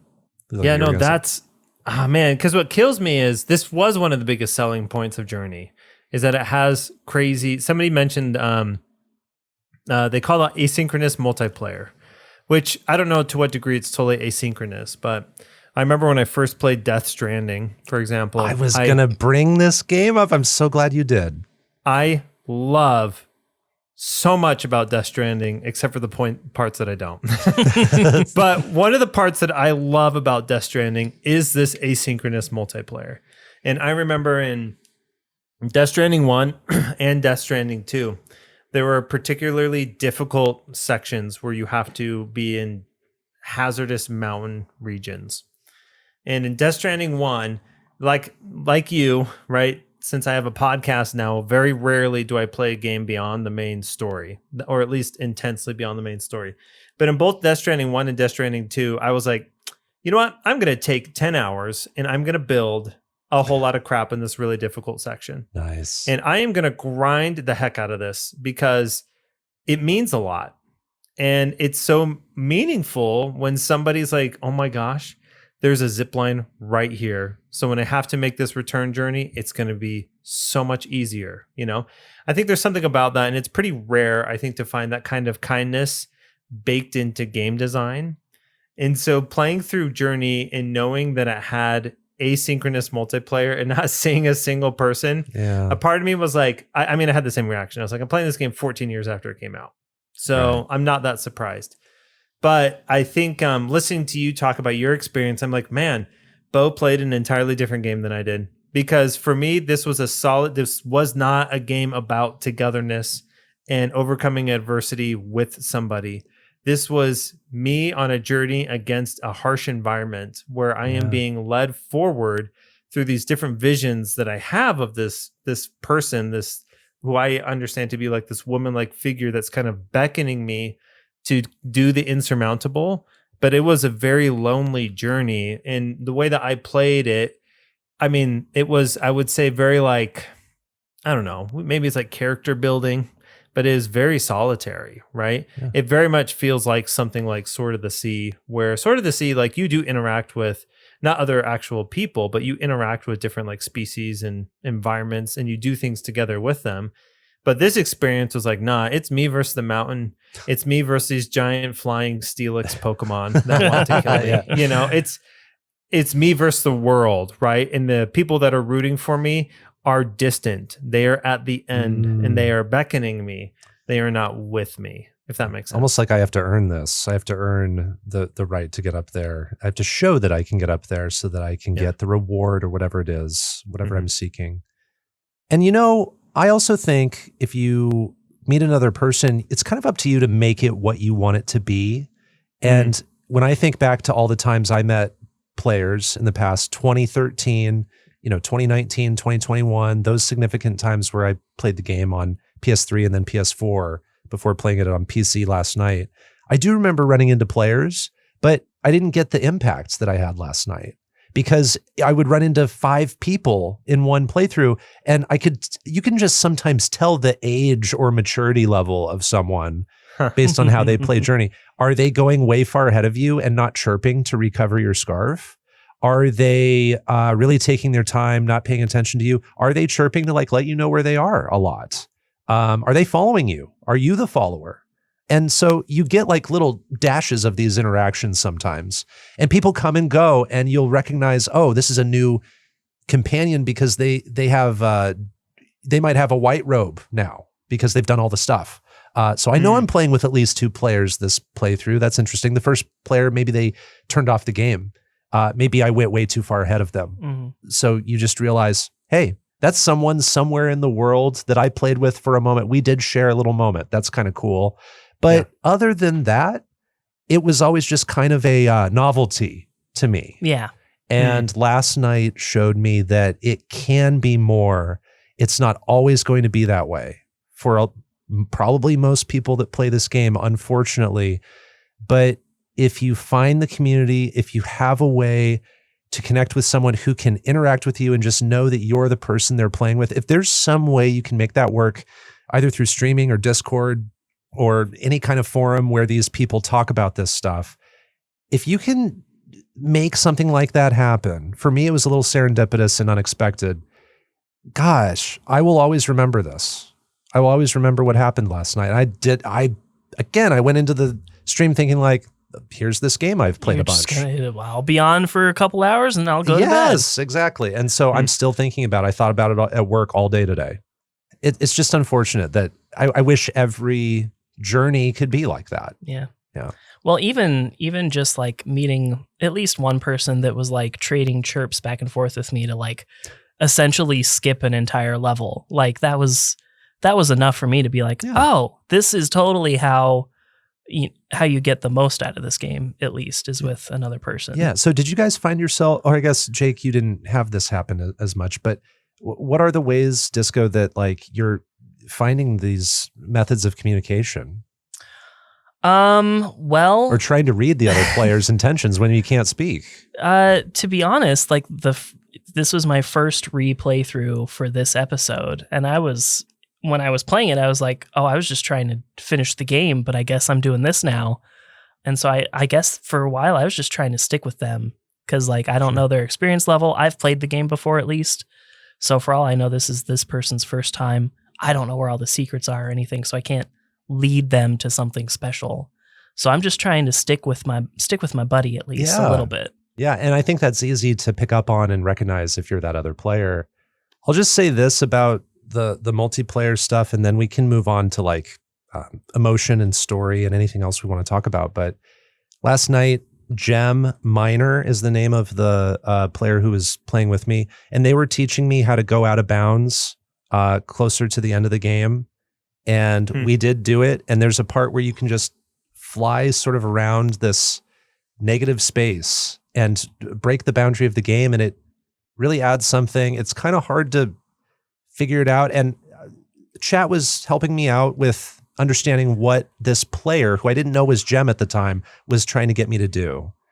And then also the level where you're climbing up the pillar-like room where the water's rising essentially, or the mist is rising.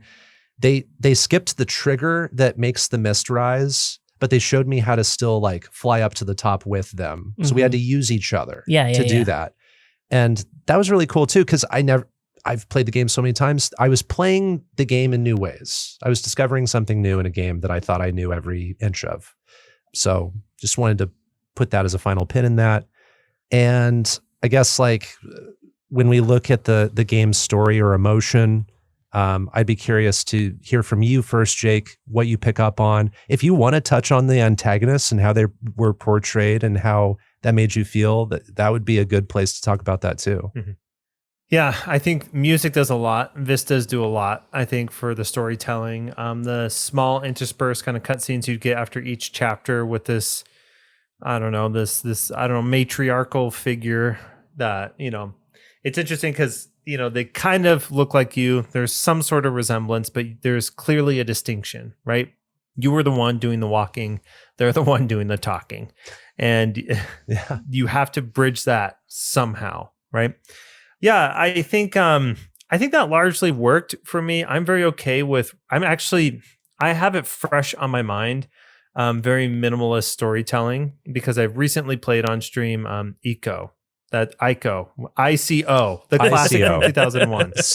Still not Echo the Dolphin. Correct. Yeah, still yeah, I think I'm over that game, I'll be honest. Sorry. But played on stream. Another game similar, right, where it's like, this is in, I guess, the modern vernacular, this is vibes-based environmental storytelling by and large. Like, that's kind of how you're ingesting what the story is. And so I've been thinking about this a lot, like, where do words matter in storytelling? And obviously with Journey, there are very few. I thought it worked really well. And having played games like Abzu, The Pathless, and Sword of the Sea, like, I could see that DNA very clearly. Wordless or minimalist storytelling, I think, works quite a lot.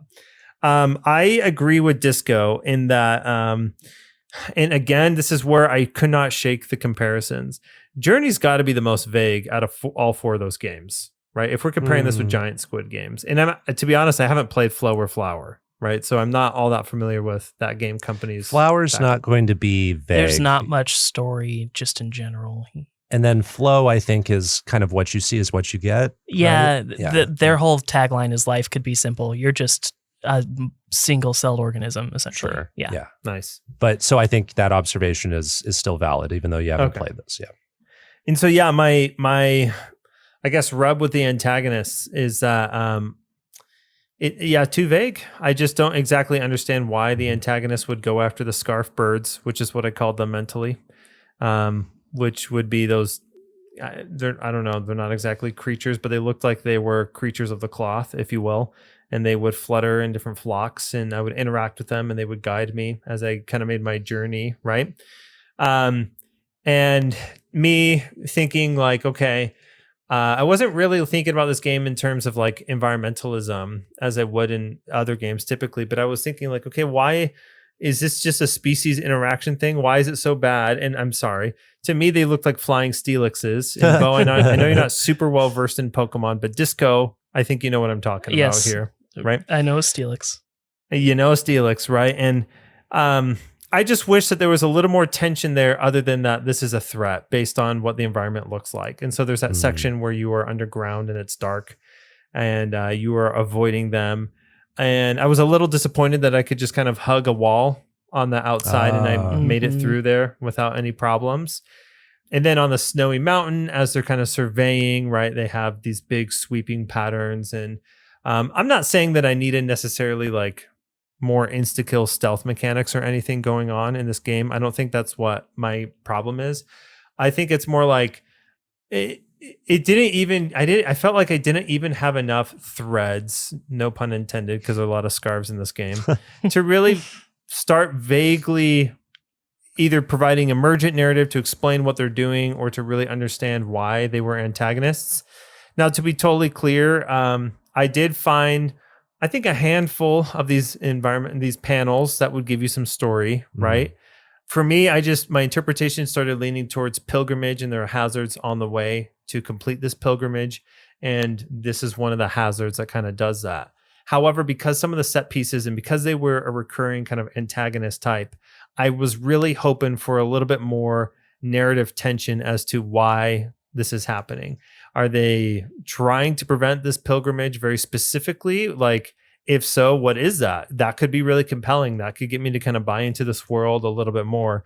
And so I think, wow, I'm sorry, big fans of Journey, for what I'm about to say. Like, as beautiful as this game was, I felt like by the time I got to the snowy mountain, to me, I was like, this game is about me and the landscape. And this game, I think, very easily can be read allegorically, which isn't a problem. But I think if the game was intending for me to find some deeper resonance with these different antagonists and with the different characters that I was seeing either in vision or the scarf birds as I was interacting with them, it didn't go beyond much of harmony and dissonance really in that kind of journey. I think that's fair. And we've talked about this a lot on our show. I at least really struggle when it is homework and investigation work just to get the basic details of the plot of a game. And I just don't, that doesn't excite me. I'm not going to piece together murals and what the iconography means that I'm seeing, with no words. That creates a distance too.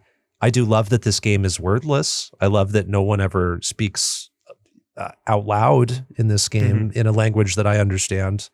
So I respect that. But then when also there's this feeling like there's a story to be explored, instead of like not liking the story, I just don't really want to explore it. And I almost pretend like there isn't a story. And I just start to take in the game as an experience and as a feeling.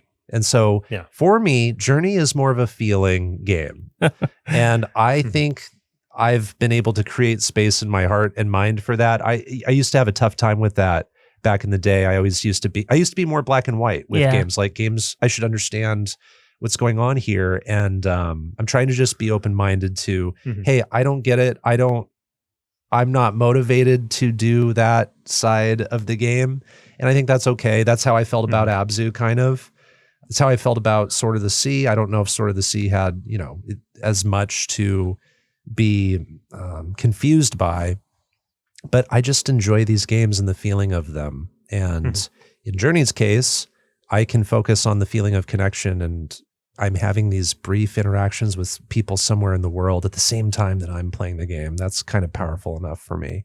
If I look at the Wikipedia article for Journey, I do see there is an entire story section, and I could say more about these Steelix-like enemies, but I don't even want to quote this because I don't know how the evidence in the game connects to this, so I don't want to try to tout this as something that I understand, right? So I think there is something to understand, but it's distant and it's hard. It's not very accessible. Bo could adopt so at work, we're all of a particular ilk. So instead of thoughts and prayers, we say moods and vibes. So you could adopt that phrase for it. Right. For me, I kind of take away from it, like I said, the same thing I take away from Abzu. For me, Steelix is a creation of this civilization that once existed, and they're reckoning with them as a mistake. And so their mistake is part of their journey to the mountain. Now, the part of the story that I can't reconcile with that is once you get to the top of the mountain, it seems like canonically that you are going back to the beginning. And I don't know if that's just like beautiful credits showing you where you've come from, or if you actually literally are going back to the beginning. But that's the part of it I can't reconcile with. It's like, this is, for me, it's a story about we were a thriving civilization and we grew too far and made a mistake, and now we have to reckon with this mistake that essentially ended our thriving civilization. Sure. So what you're describing actually is matching pretty much 1-to-1 with what I'm seeing on Wikipedia. So, all right. I mean, with some more details like a war and the power source for the scarves and why the war was fought, but I'm not picking up on that. The return to the beginning, yeah, you could see that as like reincarnation. Is that an idea here? Or is it just a nudge to, hey, this is a game that's meant to be experienced multiple times, possibly, if you want to do that. If you don't do that, I think that's completely valid. I think that's completely fine. But I guess for years, I always thought the credits there specifically, I think it's the game just being like, oh, what if you win again, Yeah, I don't know. The thoughts that you guys have got me have made me think that sometimes, like I'll watch some films and they function in a poetic way more than they do in a narrative way, right?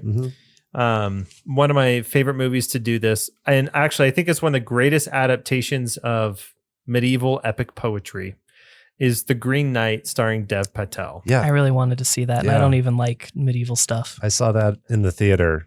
Yeah, I love Dev Patel. I'll probably watch anything that he's in. But like, yeah, I don't know. It's interesting because I'll say that about a movie like The Green Knight, but when I played Journey, I didn't get the poetry of it, which again, a part of me is like, do I need to reboot this game? Do I need to get on this Discord? Do I need to have a second experience with a game like Journey? Right now, like I gave it a rating 8 out of 10, and I just want to back that up. I do believe that, even if I sound like I'm being overly critical of the game, it's just kind of remarkable to me. And this is actually kind of echoing something that Disco said, is that this is a game that is pretty rare in that you can have such a range of experience with it.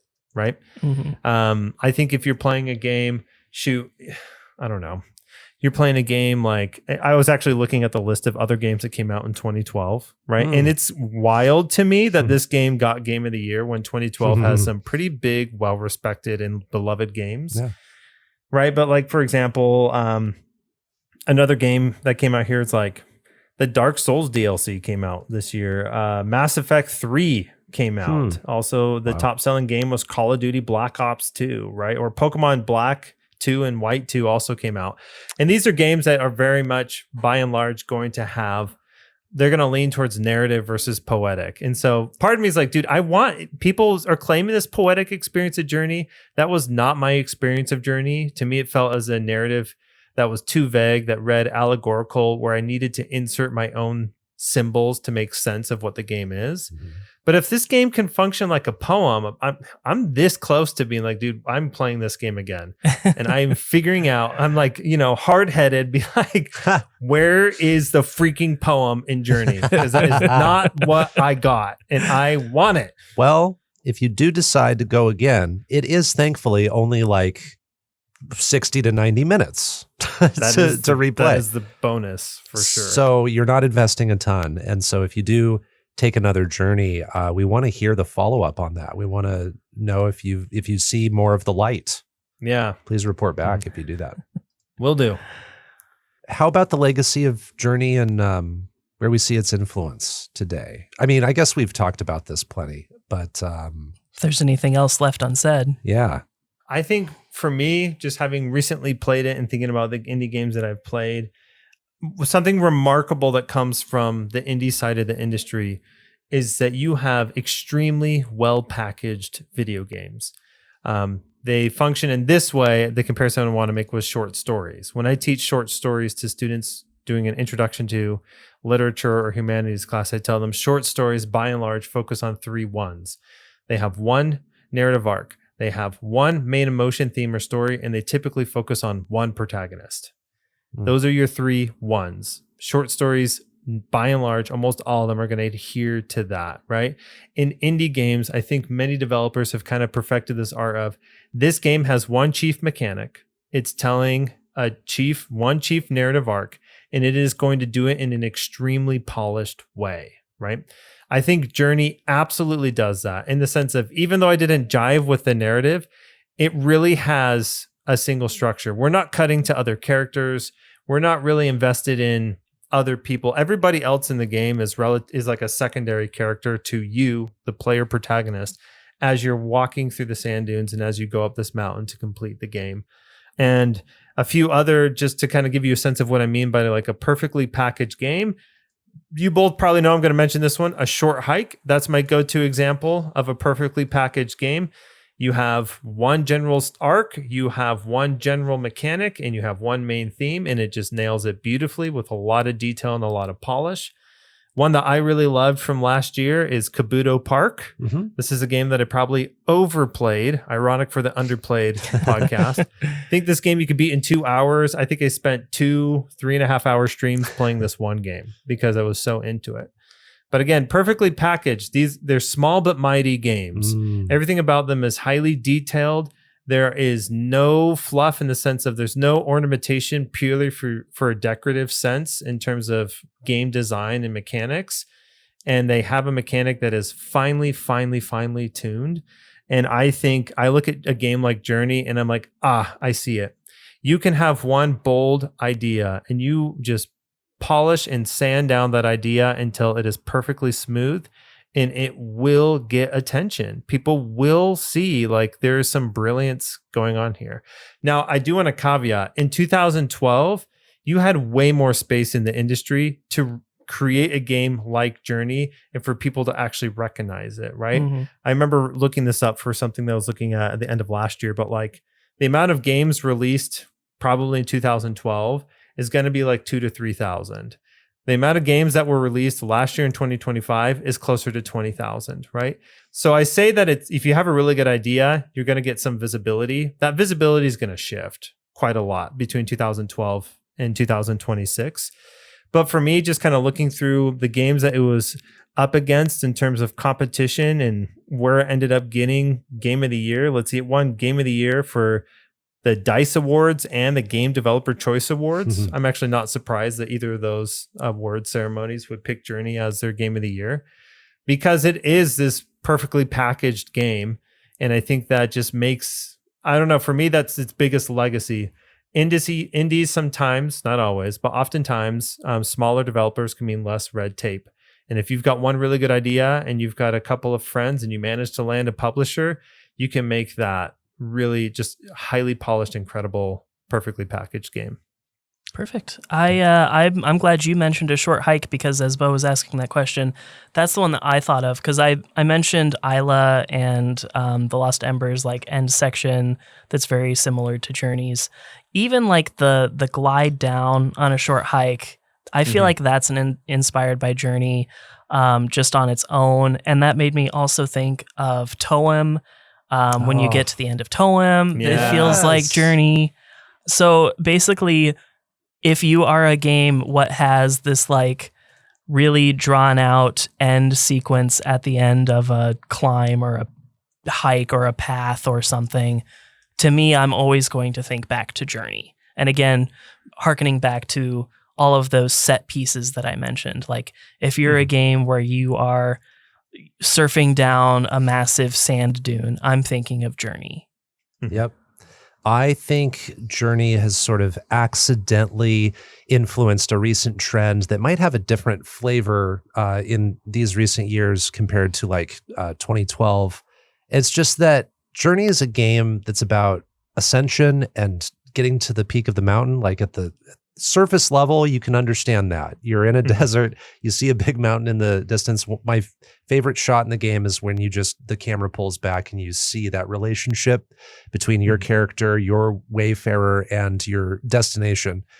Instantly understandable, and I love things like that. I think in recent years, we've seen this spike of games that focus on climbing and flying and going up and rising from the depths, starting in a very low place, like geographically, like starting in hell sometimes and trying to climb out. You know, I think of so many examples like Valley Peaks. I think of Peak, one of the friend slop games that's very, very popular out there. I think of Cairn. I think of so many examples of games that are popular in the indie space that are a harrowing, dangerous, or epic sort of journey upward. And there's something really triumphant to that.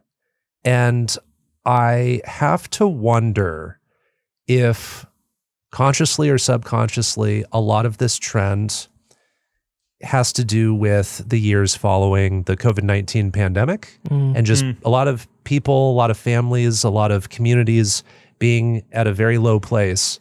And almost like we're trying to climb out of that in the years since. And the aftershocks, the after effects of that are still very much felt. And I've wondered for a few years now, are we getting all these games, and do we continue to get these games because the world experienced something that was just this shared dramatic, harrowing experience? And are we trying to climb up out of that? And is that showing up in games in a very literal sense?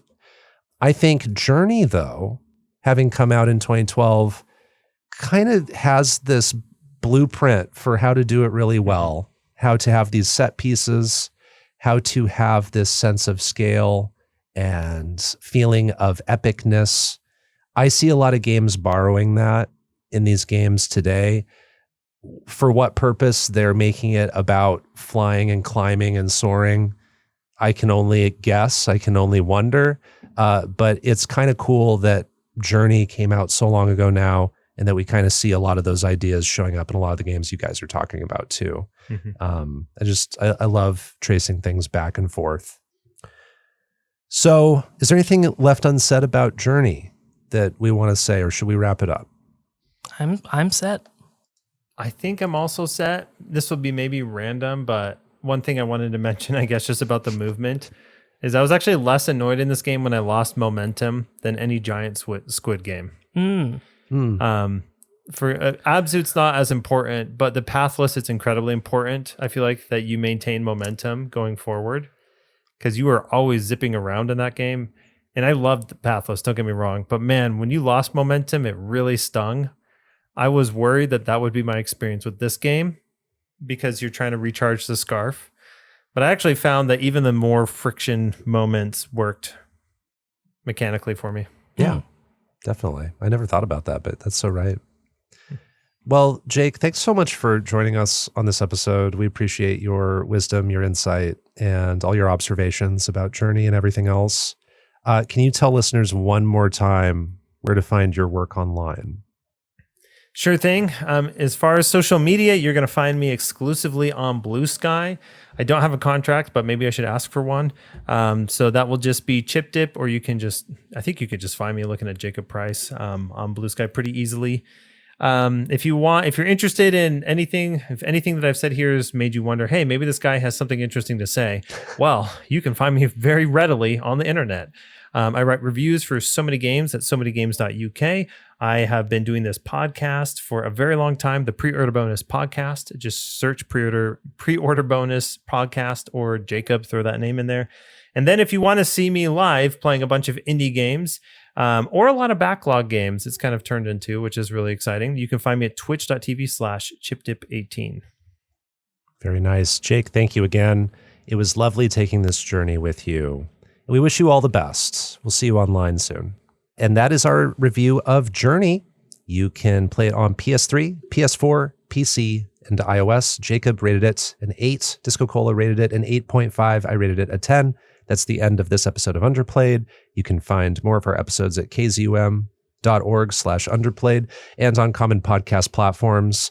Our music was composed by Jack Rodenberg. Our art comes from Onimochi. Check out our show notes where you can find and follow us across social media. Underplayed is on Bluesky, Instagram, and Threads. You can also find my links down below, and I stream a variety of indies on Twitch. And I am at DiscoCola in some of the platforms that you can access on a browser. And to follow up from some points earlier, that is our 271st game we have played for Underplayed. And if you count the April Fool's Day games as well, it's the 274th game for Underplayed. Nice. And our analytics for our episode rankings got really messed up recently. And our most popular episode is actually now 1,000 Times Resist with Kinmoku, and it's by quite a lot. Oh, wow, cool. But you are right. The upset, wow. That Outer Wilds was up there for a while. Very cool.